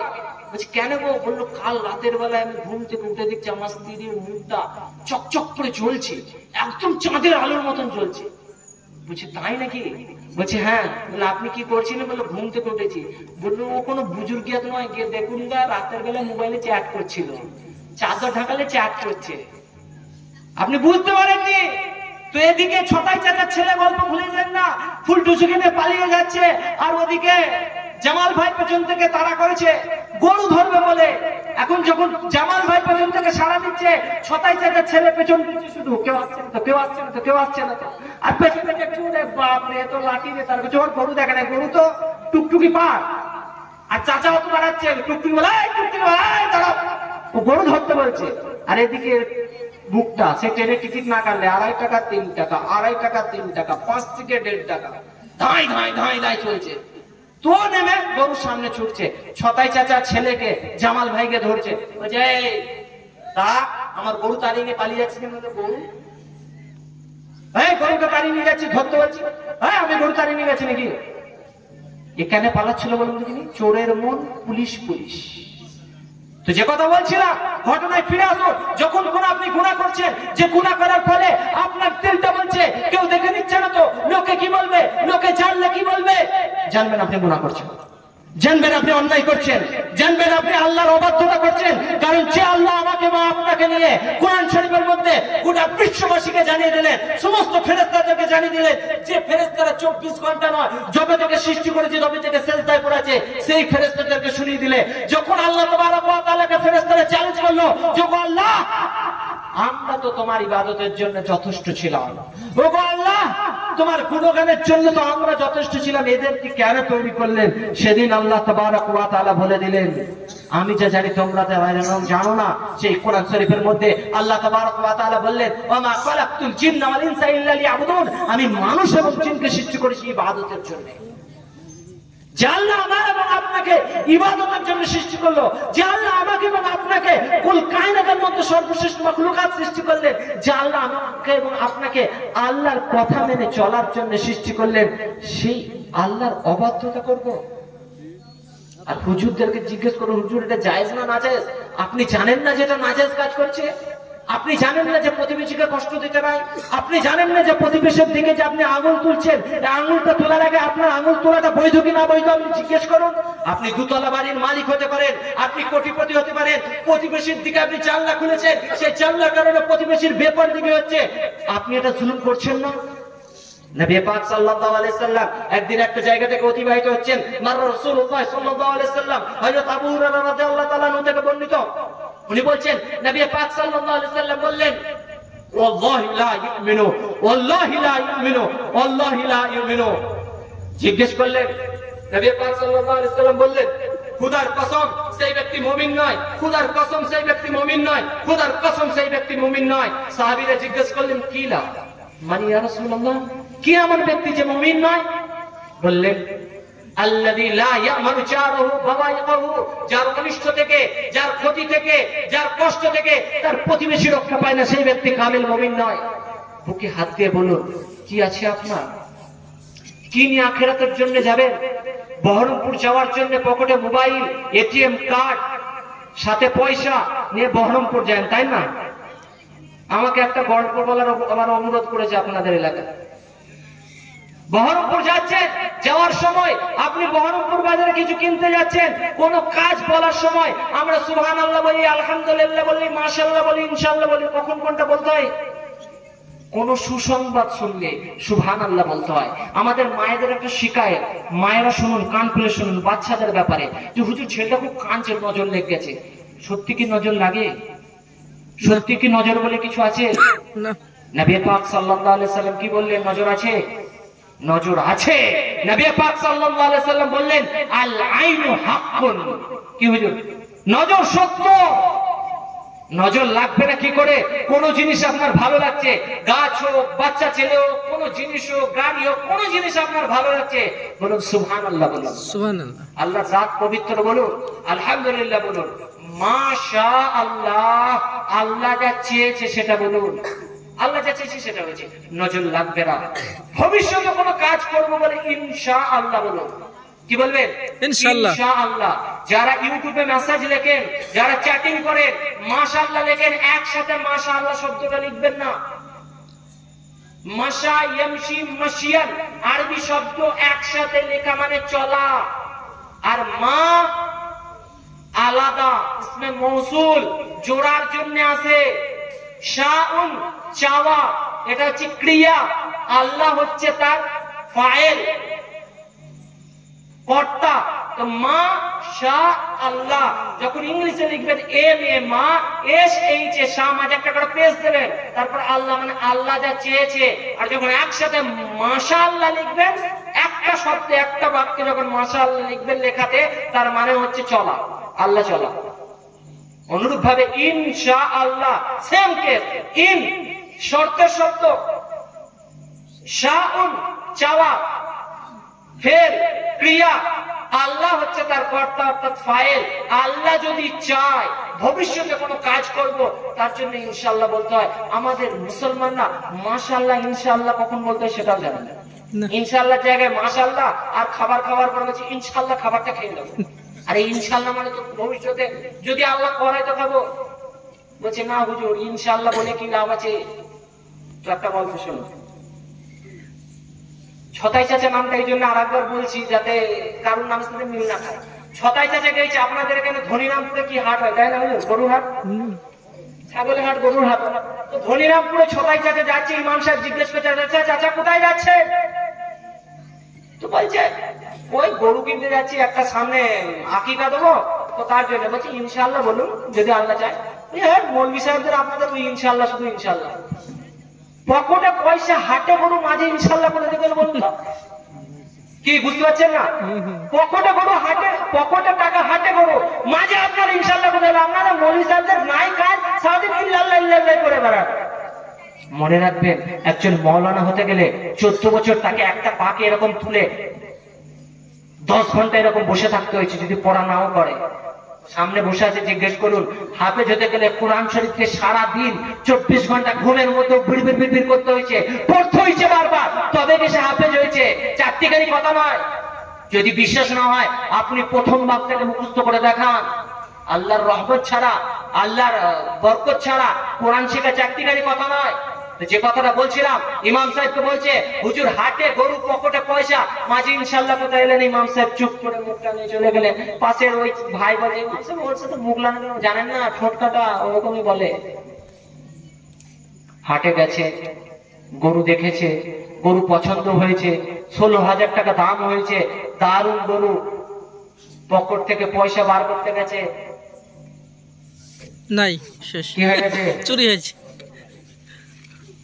একদম টিকাতরের হল হয়ে গেছে, তাই না? মাঝ মাটি চুরি হয়ে গেছে, একদম ফিনিশ। ওখানে যাওয়ার পর ফিরবে কি করে? গ্রামের একটা টুকটুকিওয়ালা ছিল, টুকটুকিওয়ালা তাকে চাপিয়েছে, শেখপাড়া বাজারে নিয়ে এসে খাবার খাইয়েছে, একটু টিফিন করিয়েছে, বাড়ি ফিরে এসছে। একদম জোহরের আগে ইমাম সাহেবের কাছে হাজির। বলছে কি ব্যাপার চাচা, গরু কিনলেন, কেমন হলো? বলছে ইনশাল্লাহ হাটে গেলাম, ইনশাল্লাহ হাটে একটা গরু পছন্দ হলো, ইনশাল্লাহ দাম দর করলাম, ইনশাল্লাহ 16,000 টাকা দাম হলো, ইনশাল্লাহ পকেটে হাত দিলাম, ইনশাল্লাহ চুরি হয়ে গেছে, ইনশাল্লাহ ওর মোটরসাইকেলে টুকটুকিতে চেপেলাম, ইনশাল্লাহ শেখপাড়া বাজারে নাস্তা করলাম, ইনশাল্লাহ গোসল করলাম, ইনশাল্লাহ নামাজ পড়লাম, ইনশাল্লাহ আপনার সাথে কথা বলছি। আর ইনশাল্লাহ বলে লাভ হবে? ইনশাআল্লাহ মানে আল্লাহ যদি চায়, আল্লাহ যদি চায় তবে গিয়ে আপনার কাজ সম্পন্ন হতে পারে। আল্লাহ যদি চায় আপনার কাজ তখনই সমাধান হতে পারে। আপনি যতই প্ল্যানিং করেন, যদি আল্লাহ প্ল্যানিং না করে আপনার সেই প্ল্যানিং ব্যর্থ হয়ে যাবে। তো কথার মধ্যে ফিরে আসুন। আপনি খাটিয়ার মধ্যে শুয়ে আছেন, আপনি দুনিয়া থেকে বিদায় নিয়েছেন, আপনার জন্য আত্মীয়-স্বজনরা কাঁদতে এসেছে। মনে রাখবেন নবী পাক সাল্লাল্লাহু আলাইহি ওয়াসাল্লাম বললেন, মৃত ব্যক্তির জন্য কান্না করলে তাকে আযাব দেওয়া হয়। আমার মায়েরা কান খুলে শুনুন, কাঁদবেন না। নবী পাক সাল্লাল্লাহু আলাইহি ওয়াসাল্লামের সন্তান ইব্রাহিমের যখন ইন্তেকাল হলো, নবী পাক সাল্লাল্লাহু আলাইহি ওয়াসাল্লামের চোখ দিয়ে ঝরঝর করে পানি প্রবাহিত হচ্ছে। নবী পাক সাল্লাল্লাহু আলাইহি ওয়াসাল্লাম যখন কাঁদছেন, সাহাবীরা বললেন, ইয়া রাসূলুল্লাহ, আপনি মৃত ব্যক্তির উপর কাঁদতে নিষেধ করেছেন, যে মৃত ব্যক্তির জন্য কাঁদলে ইউআযিবু, আযাব দেওয়া হয়। আপনি কাঁদছেন। নবী পাক সাল্লাল্লাহু আলাইহি ওয়াসাল্লাম বললেন, একটা হচ্ছে চিৎকার করে কাঁদা, সেটা নিষেধ।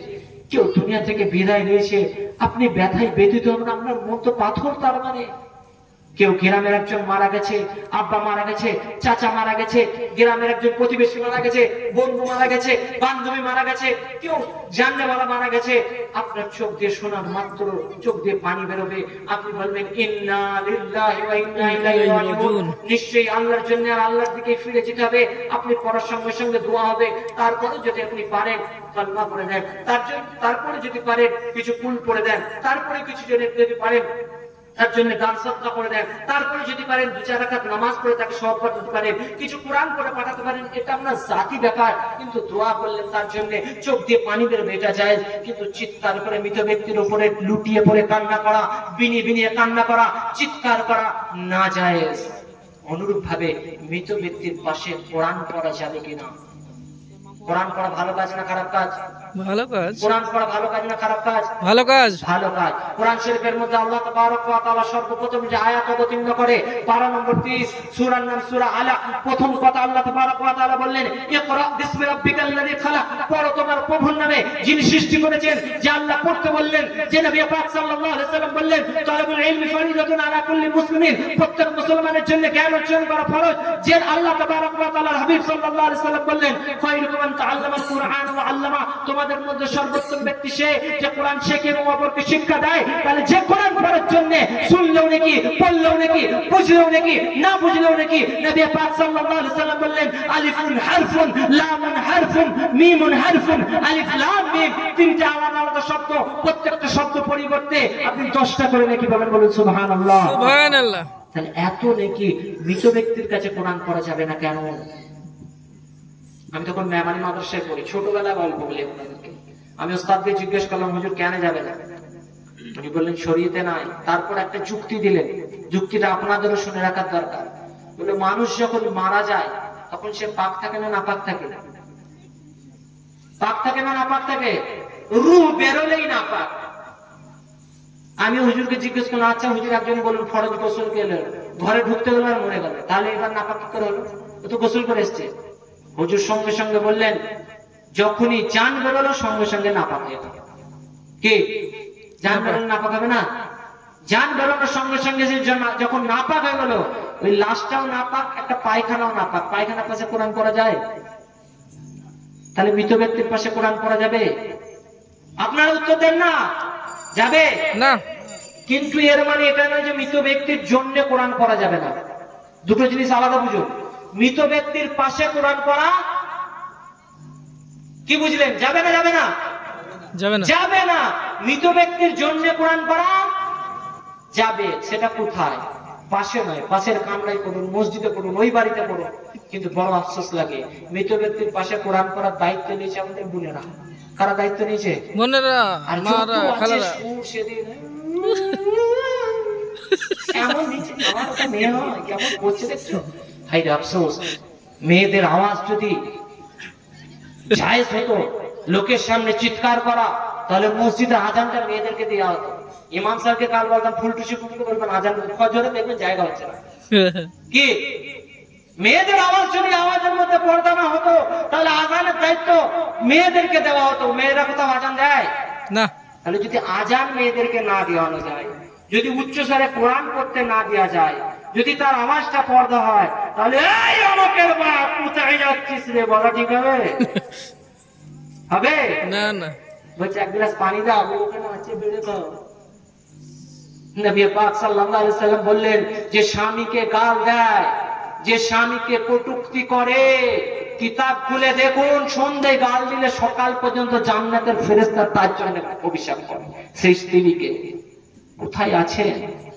নামাজ পাটি নিয়ে বসে থাকবেন আর ভাবছেন জান্নাত কামিয়ে নেবো। স্বামীর অবাধ্যতা করছেন, স্বামীর নাফরমানি করছেন, স্বামীর সন্তানরা হচ্ছে আপনার কাছে আমানত। মা হচ্ছে পৃথিবীর বড় ইউনিভার্সিটি। মা যদি শিক্ষিত হয়, সন্তানের শিক্ষিত হবে। কিন্তু আপনাদের গ্রামে বর্তমানে, আমি বর্ধমানের কথা বলছি, আমাদের ওদিকে ছেলেদের থেকে মেয়েদের মুখের ভার্সনই ভালো, তাই না? মিষ্টি মিষ্টি কথা বলে, এমন কথা বলে একদম বলছে কেটে বার হয়ে যাবে।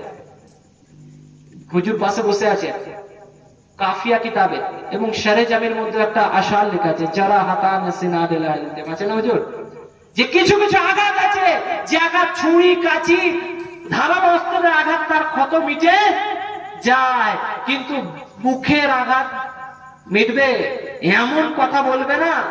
আপনি যে খাটে শুয়ে আছেন, ও আমার ছেলেরা এত বোকা কেন হচ্ছেন, শ্বশুর বাড়ি খাট নিয়ে আসছেন, সেই খাটে যখনই রাতের বেলায় শোবেন, আমার বাপের খাট, গেট আউট, গেট আউট।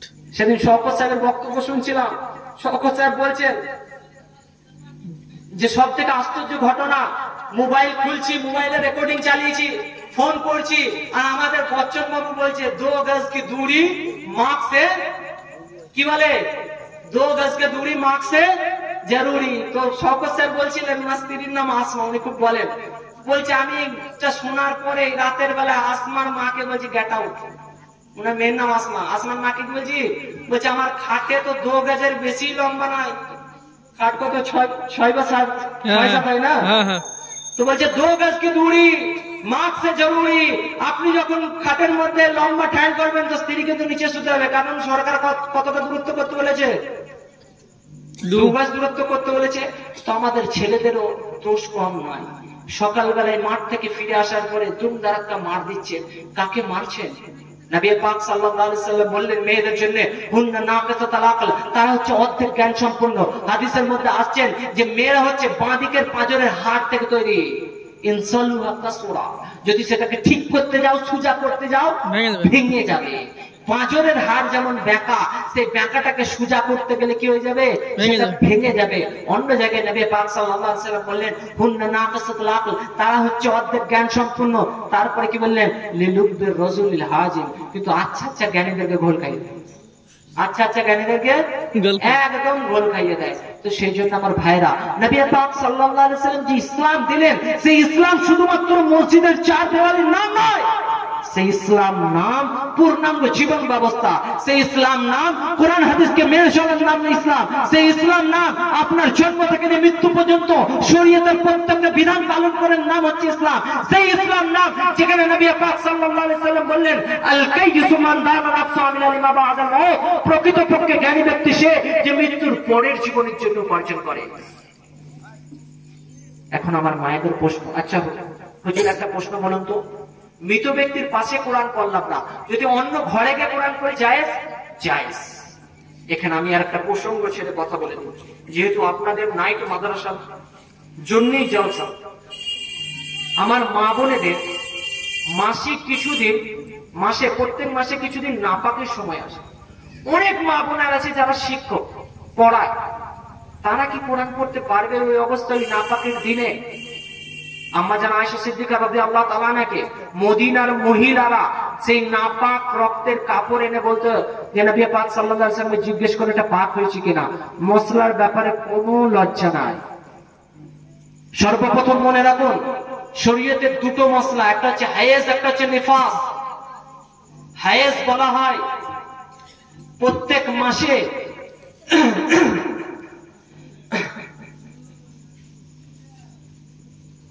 3 দিনের বেশি, 3 দিন 3 রাতের বেশি আর 10 দিন 10 রাতের কম যে রক্ত আছে তাকে বলে হায়েজ। অনেকের মধ্যে একটা ভুল ধারণা আছে যে 7 দিন নাপাক থাকবে বা 10 দিন নাপাক থাকবে। এই মশলাটা একদম ভুল। যার যেটা অভ্যাস, কারোর 5 দিন, কারোর 7 দিন, কারোর 10 দিন, ম্যাক্সিমাম 10 দিন আর মিনিমাম 3 দিন না, 3 দিনের বেশি হতে হবে, 10 দিনের কম হতে হবে, সেই টাইমটাকে হায়েজ বলা হয়। যদি আপনার রক্ত আসা বন্ধ হয়ে গেছে ফজরে আর জোহরের, আপনি দেখছেন জোহর পর্যন্ত রক্ত আসেনি, আপনি কোন নামাজ থেকে কাজা করবেন? হাদিস খুলে দেখুন, নবী পাক সাল্লাল্লাহু আলাইহি ওয়াসাল্লাম বললেন, মান আদরাকা রাকাআতাল ফজর ক্বাবলা তুলুইস শামসি ফাকাদ আদরাকাল ফজরা। যে ব্যক্তি সূর্য উদয় হওয়ার আগে 1 রাকাত টাইম পেল, সেই ব্যক্তি ফজরের নামাজ পেয়ে গেল। অর্থাৎ এখানে দুটো মতলব, কোন পুরুষ সে নাবালেগ ছিল, সে নাবালক থাকা অবস্থায় স্বপ্নদোষ হয়েছে, বা কোন মহিলা তার রক্ত বন্ধ হয়েছে, এবং যখন রক্ত বন্ধ হওয়ার পরে সে গোসল করে ফজরের সময় যদি বন্ধ হয়, সেই টাইমের 1 রাকাত নামাজ পড়তে পারত, এতটুকু টাইম পেয়েছে, তাহলে সেই নামাজটা কাজা পড়তে হবে। এবার ফজর তার বুঝতে পারেনি যে জোহর পর্যন্ত আসবে না, এখন জোহরে দেখছে যে না আজ তো বন্ধ হয়ে গেছে, তাহলে কি জোহরের নামাজটা কাজা পড়বে না ফজরও পড়তে হবে? তো মসলা হচ্ছে, যদি ফজরে যখন বন্ধ হয়েছে তারপর থেকে সে গোসল করে কমসে কম 1 রাকাত ফজরের ওয়াক্তে পেত, এতটুকু টাইম পেয়েছে।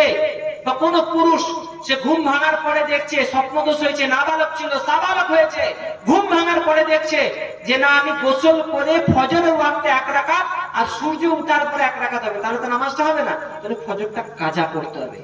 এই মশলাটা শোনার পরে দ্বিতীয় যে মশলা, নাপাকির অবস্থায় কোরআন পড়া যাবে কিনা? উত্তর, নাপাকি অবস্থায় কোরআন পড়া যাবে না। যদি আপনি শিক্ষক হন, কোরআনী দোয়া করতে পারেন, যেমন রব্বানা আতিনা ফিদ দুনিয়া হাসানা ফিল আখিরাতি হাসানা ওয়া কিনা আযাবান নার। কোরআনের যে কোনো আয়াতকে দোয়া হিসাবে পড়তে পারেন, কোরআনের তেলাওয়াত হিসাবে পড়া যাবে না। কিন্তু যদি আপনি শিক্ষিকা হন, তাহলে সেই ক্ষেত্রে আপনার মসলা পুরো আয়াত পড়া যাবে না, কেটে কেটে পড়বেন। যেমন শুনুন, এই ডিস্টার্ব করেন না, যেমন কেটে কেটে পড়বেন। দেখুন, আল হাম দু, কাউকে পড়াচ্ছেন, আপনার বাচ্চা আছে, দিন মাসে 10 দিন কামাই হয়ে যাবে তার টিউশন, তো সেই জন্য কেটে কেটে পড়াতে পারেন। তো যাই হোক, মশলা পেরিয়ে গেল। কোরআন শরীফের মধ্যে আসুন, যে আয়াতটা আমি পড়েছি, নবী পাক সাল্লাল্লাহু আলাইহি ওয়াসাল্লাম বললেন, তা'মুরুনা বিল মা'রুফ, প্রথম কাজ হচ্ছে তোমার যে তুমি সৎ কাজের আদেশ করো। দ্বিতীয় কাজ হচ্ছে তানহাউনা আনিল মুনকার, অসৎ কাজ থেকে বিরত রাখো। কেউ কোনো গুনাহ করছে, সে গুনাহ থেকে তাকে বাধা দেন। কেউ অন্যায় করছে, সে অন্যায়কে বাধা দেন। কেউ নামাজ পড়ছে না, তাকে নামাজের দিকে ডাকুন, এটা হচ্ছে সৎ কাজের আদেশ। কেউ চুরি করছে, তাকে চুরি থেকে রুকুন। অনুরূপ ভাবে মাঠে গেছেন, কেউ ঘাই কেটে নিচ্ছে, আল কেটে নিচ্ছে, আল কাটা বোঝেন তো? আপনি জমিতে পানি হয়েছে, এদিকে ছটাই চাচাকে আপনার জমি থেকে ওর জমিতে তলা দিয়ে লাঠি দিয়ে পারাপার করে দিচ্ছে। কি বলে আপনাদের এলাকায়? আমাদের এলাকায় ঘোপ করা বলে। আপনাদের এলাকায় কি বলে? মানে আলের পারাপার করে দিয়েছে, যে ওইখানে নিয়ত বেঁধেছে, সূরা বাকারা। আপনি পুরো জমি চারদিকে খুঁজছেন, পানি কোন দিকে গেল, আর ওইখানে যতক্ষণ না ওর জমি হচ্ছে ততক্ষণ নামাজ হবে না। বলুন, এটা নিয়ে কাজ চলবে? চলবে না। লোকের জমির পাশ দিয়ে পেরিয়ে যাচ্ছেন, তুলে মূলো নিয়ে খেতে খেতে যাওয়া, এটাও চলবে না। পাশের জমিতে কলার কাঁদি হয়েছে, পড়ে গেছে, তার কলা পড়ে থাকবে, আপনি ভালো কাজ করতে চাইলে তাকে খবর দেন, তার কলার আরে তোমার তো নষ্ট হয়ে যাচ্ছিল, আমি দুটো ভেঙে খাইছি। চলবে? চলবে না। আপনাদের এখানে কলা পাতা বিক্রি হয়, লোকের গাছ থেকে কলা পাতা কেটে ছাগলকে খাওয়ানো, সেটাও জুলুম। লোকের গাছ থেকে আপনি আপনাদের এখানে ওই কাঁঠাল পাতাও বিক্রি হয়, হয় না হুজুর? কাঁঠাল পাতা ভেঙে তাকে না বলে খাওয়ানো, এটাও হচ্ছে গুনার কাজ। লাস্ট কাজ কি বললেন? মরিচ জমি থেকে মরিচ তুলে খাচ্ছে, চলবে? চলবে না। একাঙ্গি জমি থেকে খানিক খানিক একাঙ্গি তুলে নিয়ে আসছে। পাশের বাড়ির জমিতে যদি ওল লাগাই, বাড়িতে ওল কখনো কামাই নাই, তোমার জমি থেকে তুলেছি, দেখতে গেছিলে? আল্লাহ বলছে আয়। কি ভাবছেন হুজুর আমরা চালাক নাই? ছতাই চাচা মারা গেছে, যখন মরে যাবে ছেলেদেরকে ডেকে বলছে শোন, আমি তো জীবনে কখনো ভালো কাজ করি নাই, লোকের ডিম চুরি করেছি, লোকের হাঁস চুরি করেছি, লোকের বাঁশ বাগান থেকে বাঁশ কেটে বিক্রি করে দিয়েছি, লোকের গাছের পাতা কেটে বিক্রি করে দিয়েছি, ডাব চুরি, আম চুরি, তেল চুরি, মাছ চুরি সব আমি করেছি। এমনকি পাশের বাড়ির ভাবিরা জামা কাপড় মিলে দিত, সেটাও চুরি করে নিয়েছি। পাশের ইয়েতে ওই থালা মাছতে যেত আগে পুকুরেতে কলতলায়, তোর বাটি নিয়ে এই বাটিতে লুকিয়ে নিয়েছি, এটাও করেছি। আমার নেকি বলতে কিছু নাই।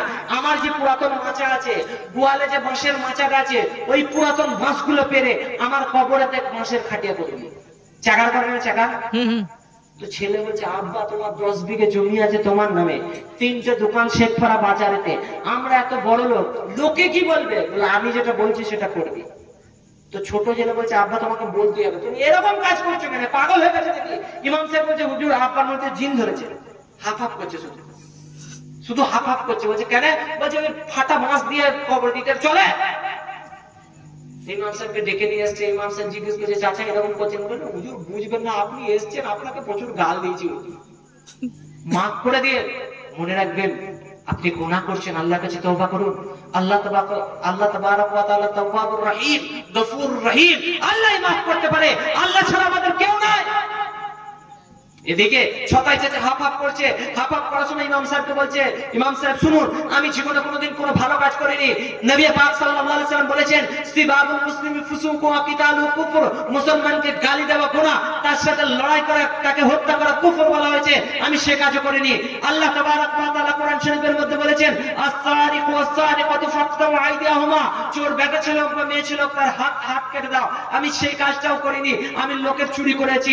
নবী পাক সাল্লাল্লাহু আলাইহি সাল্লাম আল্লাহ তাবারক ওয়া তাআলা বললেন লা তাকতুম বা'দুকুম বা'দা, তোমরা একে অপরের গীবত করো না, পরচর্চা পরনিন্দা করো না।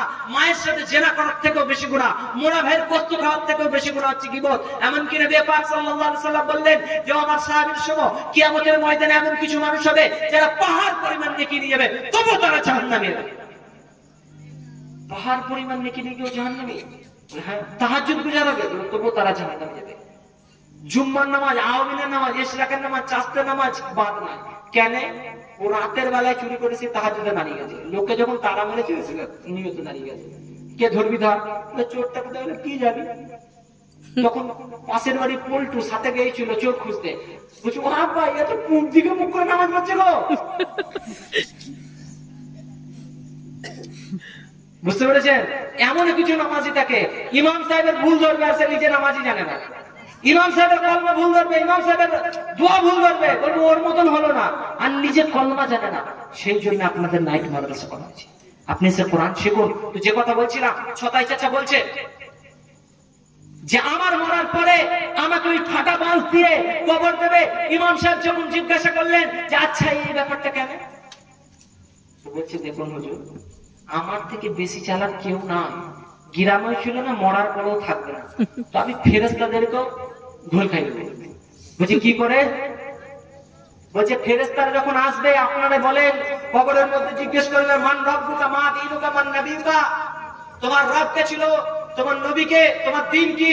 আমি বলবো খাপা বুঝতে পারছি না, আমার বাঁশ পুরাতন হয়ে গেছে রে, তোরা ভুল জায়গায় চলে আসছিস, বেকার মাল, আমি এখানে কবরে আছি, আমার প্রশ্ন উত্তর সব হয়ে গেছে। বাড়ি যা, অন্য জায়গায় তোদের ডেলিভারি এখানে চলে এসেছিস, ফ্লিপকার্টের ডেলিভারি গোলমাল হয়ে গেছে। আমার বাঁশ কবর দেবে আর ভেঙে পড়বে, আমার বুঝতেই পারবে না।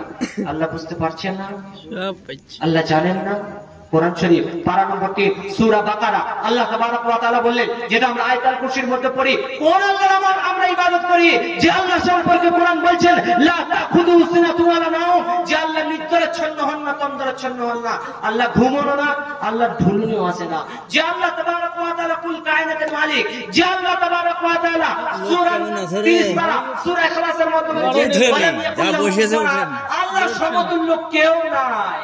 যে আল্লাহ সম্পর্কে বলছে ইন্নাল্লাহা আলা কুল্লি শাইইন কাদির, যে আল্লাহ সমস্ত জিনিসের ক্ষমতা রাখে, আমরা সেই আল্লাহর ইবাদত করি। যখন আল্লাহ এক, নবী পাক সাল্লাল্লাহু আলাইহি ওয়াসাল্লাম সর্বশেষ নবী, কোরআন যখন এক, সেই কোরআনকে যখন পড়তে আমাদেরকে হবে, মরতে যখন হবে, কোরআন বলছে কুল্লু নাফসিন যায়কাতুল মউত, প্রত্যেককে মৃত্যুর স্বাদ চাখতে হবে। যখন মরতে হবে, পৃথিবী ছাড়তে হবে, নবী পাক সাল্লাল্লাহু আলাইহি ওয়াসাল্লাম বললেন আল কাইয়িসু মান দানা নাফসাহু ওয়া আমিলা লিমা বাদাল মউত, প্রকৃতপক্ষে জ্ঞানী ব্যক্তি সে যে মৃত্যুর পরের জীবনের জন্য উপার্জন করেন। ভুলে যেন না, আপনি খাটিয়াতে শুয়ে আছেন, এখন আপনার কি আছে? জমিটা ছেলেরা বন্টন পাবে, মোবাইলটা ওয়ার্সরা বন্টন পাবে, মোবাইলটা আরেকজন নেবে, আপনার আংটি যেটা আপনি মরে যাওয়ার পরে ফুলে গেছে সেটাকেও কেটে বার করে নেওয়ার ফিকির চলছে, আপনার পরনের যে বস্ত্র সেটা খুলে নেওয়া হয়েছে। আপনি যখন খাটিয়ায় শুয়ে আছেন, আপনার যে কাফন আনতে গেছে তাকে বলা হয়েছে খুব হাই ফাই কাফন নিতে হবে না। যে লাশ শোয়ানোর জন্য কবরস্থানে নিয়ে গেছে, কবরে আপনার যদি পানি উঠে যায়, বলবে বর্ধমান থেকে খড় কিনে নিয়ে আসা হয়েছে, অনেক দাম, আপনাকে 2 আটির জায়গায় 4 আটি খড় দেবে না। সেই কবরে যখন আপনি শোবেন, ইমাম সাহেব এখানে আছে, আমি ক্ষমা চাইছি, আর আমাকেও যদি বলেন যে দোয়া করে দেন, ইমাম সাহেব জানাজাটা পড়িয়ে দেন, আপনার জন্য আমার সেই চোখের পানিটা বেরোতে পারে না যেটা আপনার সন্তানের বেরোবে, আপনার জন্য আমার সেই কান্নাটা হতে পারে না যেটা আপনার সন্তান আপনার জন্য করবে। কারণ মা বাপের জন্য সন্তানের দোয়া আর সন্তানের জন্য মা বাপের দোয়ার মধ্যে আল্লাহর কাছে কোনো পর্দা নাই। আমাকে একজন বলছে যে হুজুর আমার ছেলেটা একটু খুব বদমাইশি করছে, একটু দোয়া করুন। আমি কে? আমি সাধারণ একটা মাদ্রাসার শিক্ষক, আমি একজন আলেম, আমি সেই সন্তানের বাপও নয়, ভাইও নয়, মাও নয়। আপনি ছেলেটা বদমাইশি করছেন, কতটা সত্য আমি ভালো জানি না, কিন্তু নেট খুলে দেখুন, কারি সুদাইস কাবা শরীফের ইমাম তার মা তার ছেলের জন্য দোয়া করছে, যখনই কিছু করতে, আল্লাহ আমার ছেলেকে কাবার ইমাম বানিয়ে। আর আপনি বলছেন ওটা মরে না, তোকে সাপে কাটো, চড়ে গিয়ে সাপে কেটে মারা গেল, আপনি বলছেন আল্লাহ তুমি আমাকে দেখলে, বদুয়াটা আপনি করেছিলেন। গোটা গ্রাম লাঠি নিয়ে ছুটে বেড়াচ্ছেন, অমুকের বাচ্চাকে দেখে নেবো, আপনি গাল দিচ্ছেন সন্তানকে, বড় হওয়ার পর সে আপনাকে কি আব্বা বলে সম্মান করবে? নিজের জবান রক্ষা করেছেন, নিজের পাপের জন্য কোরআন শরীফের মধ্যে আল্লাহ তাবারক ওয়া তাআলা বললেন ওয়ালা তাকুল্লাহুমা উফিন, তোমরা মা বাপকে উফ এই শব্দটা বলো না। হযরত আব্দুল্লাহ ইবনে ওমর রাদিয়াল্লাহু তাআলা বলছেন قال رسول الله صلى الله عليه وسلم رضي ربي في رضي الوالد, আল্লাহর রাজামন্দি, আল্লাহর রাজি খুশি বাপের রাজিতে আছে। সাখাতা রাব্বি ফি সাখাতাল ওয়ালিদি, আর আল্লাহর নারাজগি বাপের নারাজগিতে আছে। নবী পাক সাল্লাল্লাহু আলাইহি সাল্লামের কাছে একজন ব্যক্তি এলেন, قال جاء رسول الله رجل الى رسول الله صلى الله عليه وسلم, এক ব্যক্তি নবী পাক সাল্লাল্লাহু আলাইহি সাল্লামের কাছে আসে এবং বললেন فقال يا رسول الله, এবং জিজ্ঞেস করলেন যে ও আল্লাহর রাসূল আহাক্কা বিহাক্কি সাহাবাতি, সমস্ত মানব জাতির মধ্যে সবথেকে আমার সেবা, আমার নেক কাজ, আমার ভালো ব্যবহারের সবথেকে বেশি হক কে? নবী পাক সাল্লাল্লাহু আলাইহি ওয়াসাল্লাম বললেন ফাউম্মুকা, তোমার মা। ফের বললেন সুম্মা মান, তারপর কে? সুম্মা উম্মুকা, ফের তোমার মা। সুম্মা মান, তারপর কে? উম্মুকা, তোমার মা। সুম্মা মান, আবিকা, তোমার বাপ। সেই মা বাপকে আজ বৃদ্ধাশ্রমে দিচ্ছি, সেই মা বাপের স্থান সিঁড়ির তলা বা রান্নাশালা, সেই মা বাপকে গাল দিচ্ছি, সেই মা বাপকে কটূক্তি করছি। আর এর জন্য যেমন সন্তান দায়ী, তার থেকেও সেই মা বাপ আরো দায়ী। কারণ ছেলেটাকে আপনি সন্তান নয় ষাঁড় তৈরি করেছেন। ছোটবেলায় যখন তাকে দিনের কথা শেখানোর দরকার ছিল, যখন তাকে আল্লাহর ভয় দেখানোর দরকার ছিল, তখন তাকে ভূতের ভয় দেখিয়েছেন। যখন তাকে আল্লাহর ভয় দেখানো দরকার ছিল, তখন তাকে ব্রহ্মশক্তির ভয় দেখিয়েছেন। যখন তাকে আল্লাহর ভয় দেখানোর দরকার ছিল, জান্নাত জাহান্নামের ভয় দেখানোর দরকার ছিল, আপনি তখন তাকে এঞ্জেলের ভয় দেখিয়েছেন। আপনাদের গ্রামে কোনো সার্ফ এক্সেল আছে যেখানে ভূতের জামা ধোয়া হয়? আছে?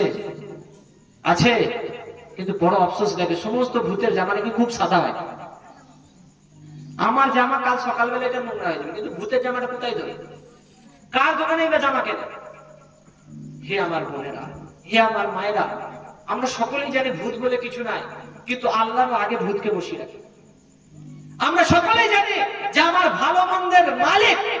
আমরা যখন ঈমান নিয়ে আসি আর ঈমানের মধ্যে পড়ি ওয়াল কদরি খাইরিহি ওয়া শাররিহি, ভাগ্যের উপর ঈমান নিয়ে এসেছি, ভালো হোক বা খারাপ হোক, মিনাল্লাহি তাআলা, আল্লাহর পক্ষ থেকে যা হবে, আর সেটা ভালোর দাবিটা আমি করেছি। ভালো হয়েছে কেন? আমি করেছি। খারাপ হয়েছে কেন? ওই অমুকদের ছিল, ওরাই কিছু করে দিয়েছে, ওই পাশের বাড়ি ওরাই কিছু খাইয়ে জাদু করেছে। যত স্বামী আছে তাদেরকে সব বস করতে আমাদের কাছে তাবিজ নিতে আসছে। ভাই আল্লাহ, স্বামীকে যদি তাবিজ দিয়ে বস করা যেত, ভালোবাসার জন্য যদি তাবিজ হতো, তাহলে এই যত কাটরিনা, এইসব কারিনা সব মৌলবীদের বউ হতো না? বুঝিয়ে আসে না। আমরা ছেড়ে দিতাম নাকি? কেউ এখানে যত হুজুরা বসে আছে, যত বিশ্বসংঘের যত মৌলবীদের বউ হতো। মুসলমান, কোরআন অনুসারে আমল করার দরকার ছিল, কোরআন অনুসারে ইবাদত করার দরকার ছিল। বাচ্চাকে ভয় দেখান তো আল্লাহর ভয় দেখান, যে তুমি এই কাজটা করেছো তোমার আল্লাহ নারাজ হবে, তুমি আজ কাজ করছো তোমার আল্লাহ নারাজ হয়ে জাহান্নামে দেবে। ভূতের ভয় দেখাচ্ছে, যে ভূতের দৃশ্যটাকে আমাদেরকে আরো পাকাপোক্ত করে আমাদের মোবাইল ভয়ঙ্কর একটা দৃশ্য দেখিয়ে দেয়। ভূতের নয়, আল্লাহর ভয় দেখান। তো যে কথাটা আমি বলছিলাম, মা বাপের উপরে উফ ওয়ালা তাকুল্লাহু উফফিন, মা বাপকে উফ পর্যন্ত বলা যাবে না। সেই মা বাপকে যখন আপনার ছোট্ট বাচ্চার সামনে আপনি গালিগালাজ করছেন, আপনি যখন বড়দের শ্রদ্ধা করেন না, আপনি যখন ছোট বাচ্চাটার নাম রেখেছেন অমুকের ছেলে, আপনি যখন তার মাকে অর্থাৎ আপনার স্ত্রীকে যখন গাল দিয়ে নাম রেখেছেন অমুকের মেয়ে, তখন আপনার ওই ছেলে বড় হওয়ার পরও আপনার একটা নিকনেম রাখবে, আপনার নামেও গাল দেবে। সেই জন্য আমার ভাই, রাত অনেক হয়েছে, আমি একটা দোয়া শিখাবো খাস করে মেয়েদের জন্য যাদের সন্তান হচ্ছে না, কোরআন শরীফ থেকে, এবং দোয়া করবো। তারপরে তার আগে আর একটা কথা বলি, এই সূরা আল ইমরানের আরেকটা আয়াতে যেখানে আল্লাহ তাবারক ওয়া তাআলা আমাদেরকে বেস্ট হওয়ার জন্য আরেকটা পদ্ধতি বলেছে, কামিয়াব হওয়ার জন্য। সে আয়াতটা কি?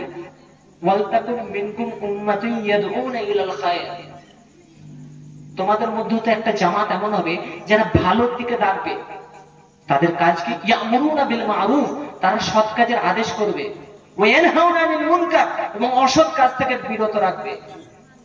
এই কটা কাজ করলে কি হবে? উলাইকা হুমুল মুফলিহুন, তারাই কামিয়াব হবে। তাহলে আমাদের কাজ, অন্যায় দেখলে সেটা রুখতে হবে। রোকার পদ্ধতি কি? সর্বপ্রথম যদি পারি হাতের দ্বারা বারণ করতে হবে, যদি না পারি হাতের দ্বারা কাউকে মারপিট করে যদি বারণ করতে না পারি, সন্তান ভুল করছে মারতে হবে, বুঝাতে হবে। যদি না পারি মুখে বলুন, আর যদি এটাও না পারি অন্তরে সেই কাজটাকে ঘৃণা করুন, তার জন্য দোয়া করুন। আর এই দোয়া খের তখনই সম্ভব যখন আপনি দোয়া করার পদ্ধতি জানবেন। আর এই পদ্ধতি জানতে গেলে আপনাকে শিখতে হবে যে কথাটা আমি শুরুতে বলেছি, যখন আপনি মারা যাচ্ছেন, আপনি শুয়ে আছেন, আপনার ছেলেকে আলেম করতে আমি বলবো না, কিন্তু জানাজা পড়ার যোগ্যতা বানান। আপনার ছেলেকে মুফতি করার জন্য আমি বলবো না, কিন্তু আপনার ছেলেকে দিনদার বানান, যে আপনি মরে গেলে কবর জিয়ারতের জন্য হুজুর 200 টাকা এখন কিছু করে দেবেন। আপনি জানেন ও কি করবেন? পড়ান, আলামিন মিশনে পড়ান, আলামিন মিশনে পড়ান, আল আলম মিশনে পড়ান। ছেলেকে দিনদার করুন, মাস্টার করুন, ডাক্তার করুন, উকিল করুন, ব্যারিস্টার করুন, কিন্তু তার দিলে আল্লাহর ভয় থাকে। রোড তৈরি হবে সেই ইঞ্জিনিয়ারের দ্বারা, যখন সে দিনদার হবে রোড ভাঙবে না, কারণ সে দিনদার হবে। যখন ডাক্তার হবে দিনদার, তখন সেই ডাক্তারের দ্বারা মিথ্যা অপারেশন হবে না। সেই মাস্টার যখন দিনদার হবে, সন্তানদেরকে ভালোভাবে শিক্ষা দেবে। সেই জন্য আমার ভাইরা, যদি আমরা এই দুটো কাজ করতে পারি, আল্লাহর প্রতি ঈমান আনতে পারি, আর দ্বিতীয় কাজ ওয়া আমিলুস সলিহাত, নেক কাজ, অর্থাৎ যত কাজ কোরআন হাদিসে বলেছে আল্লাহর হুকুম এবং নবীর তরিকা অনুসারে করতে পারি, কানাত লাহুম জান্নাতুল ফিরদাউস নুজুলা, মেহমানদারির জন্য আল্লাহ কি দেবে? জান্নাতুল ফিরদাউস দেবে। কথা শেষ। আমার কথায় কোনো ভুল ত্রুটি হলে ক্ষমা করেন। লাস্টে একটা কথা মনে রাখবেন, দুটো আমল করবেন। কটা আমল? কটা আমল করবেন? দুটো দুটো দুটো। সবাই করবেন তো ইনশাআল্লাহ? কে কে হাত করবেন? হাত তুলুন। এরাও দেখছি ইনশাআল্লাহ যদি বলে দিই, আর আল্লাহ যদি কবুল করলে, তাহলে কাল থেকে আমাদের করতে হবে। যদি ইনশাআল্লাহ বলে দিই, কাল থেকে করতে হবে। নাম্বার 1 কাজ, যে কাজ করবে বিসমিল্লাহ বলে করবে। করবেন ইনশাআল্লাহ? ইনশাআল্লাহ। যদি মারপিট করতে হয় বিসমিল্লাহ বলে করবেন, তাই তো? একবার ছেড়ে দেব। শাশুড়ি বলে ঝগড়া করলে চুলটা ধরবেন বিসমিল্লাহ বলে। যদি আপনার স্বামীকে মারতে হয়, মুড়ো ঝাঁটা তুলবেন বিসমিল্লাহ বলে, তাই না? বিসমিল্লাহ বলেই করবে। বলুন হুজুর বিসমিল্লাহ বলে স্বামীকে মারা যাবে? তো দারুণ ওষুধ শিখিয়ে দিয়েছেন, আর রাত থেকেই শুরু করে দেবো। এই স্বামীরা বলছে আচ্ছা কি মৌলবীকে লিয়ে আলাম রে, করবে। কিন্তু যদি আপনার দিল বলে যে এই কাজটাকে বিসমিল্লাহ বলাটা ঠিক নয়, চুরি করবেন বিসমিল্লাহ বলে। যদি আপনার দিল বলে যে না, চুরির আগে বিসমিল্লাহ আল্লাহ নাম নেবো, এই কাজটা ঠিক নয়, সে কাজটা ছেড়ে দেবেন, গুনাহ থেকে বেঁচে যাবেন। মারপিট করবেন, কলা ধরবেন, ধরার আগে বিসমিল্লাহ বলবেন। যদি আপনার দিল বলে যে না, মারপিট কাজের আগে আল্লাহর নাম নিয়ে বলবো, তাহলে মারপিটটা ছেড়ে দেবেন, জানো ওটা গুনাহ করছি। লোকের বাড়ি বাটি চুরি করছে, বিসমিল্লাহ বলে করবেন। যদি আপনার দিল বলে না, লোকের বাটি বিসমিল্লাহ বলে নিলেও হারাম হবে না, আপনার দিল যদি বলে যে এটা অন্যায় করছি, তাহলে চুরি করাটা বন্ধ করবে। নাম্বার 1 কাজ করবেন তো।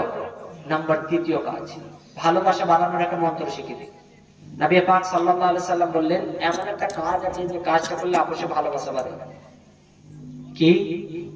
আফসুস সালামা বাইনাকুম, আপোষের মধ্যে সালাম করবেন। কি করবেন?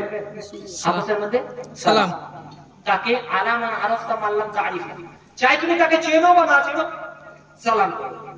একজন মুসলমান আরেকজন মুসলমানের সাথে সাক্ষাৎ হলো, ফের এই গাছটা আছে, দুজনের সাক্ষাৎ হয়ে একজন এদিকে ঘুরে গেল, গাছটা এক দিক দিয়ে আরেকজন ঘুরে গেল, আবার দেখালো, আবার সালাম করো। একটা দেওয়াল, একটা গাছ, একটা পর্দার আড়াল হয়ে ফের যখন সাক্ষাৎ হয়ে যাবে, তাকে ফের সালাম করো। করলে কি হবে? মিশকাত শরীফের হাদিসে আসছে, আবু হুরায়রা রাদিয়াল্লাহু তাআলা বর্ণনা করেছেন, তুরিসুল সিনান, তাকে জান্নাতের মালিক তৈরি করে দেওয়া হবে। করবেন তো ইনশাআল্লাহ? ইনশাআল্লাহ। ওই পেছনে জোয়ান ছেলেরা বলছে, হুজুর দারুণ জিনিস শিখেছেন, আজ থেকে বলবো ফুলটুসি আসসালামু আলাইকুম, খালা আসসালামু আলাইকুম। দেখুন, যার সাথে পর্দা ফরজ, তার সাথে সালাম এরকম করা যাবে না, গুনাহ হবে। সেই জন্য আল্লাহ তাবারক ওয়া তাআলা বলার থেকে শোনার থেকে আমল করার তৌফিক দান করুন। আসসালামু আলাইকুম ওয়া রাহমাতুল্লাহি ওয়া বারাকাতুহু। কারণ কিছু প্রশ্ন থাকলে করতে পারেন, তার আগে আমি একটা ওয়াদা করেছি, সেই ওয়াদাটা বলুন।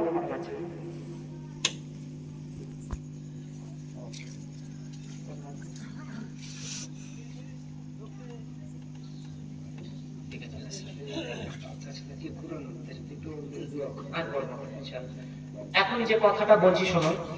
দেখুন, সন্তান দেওয়ার দায়িত্ব হচ্ছে আল্লাহ। কার দায়িত্ব? কার দায়িত্ব? আল্লাহর দায়িত্ব। আপনার সন্তান হবে কি না ডাইরেক্ট চলছে, আপনি বন্ধ করে সব করবেন।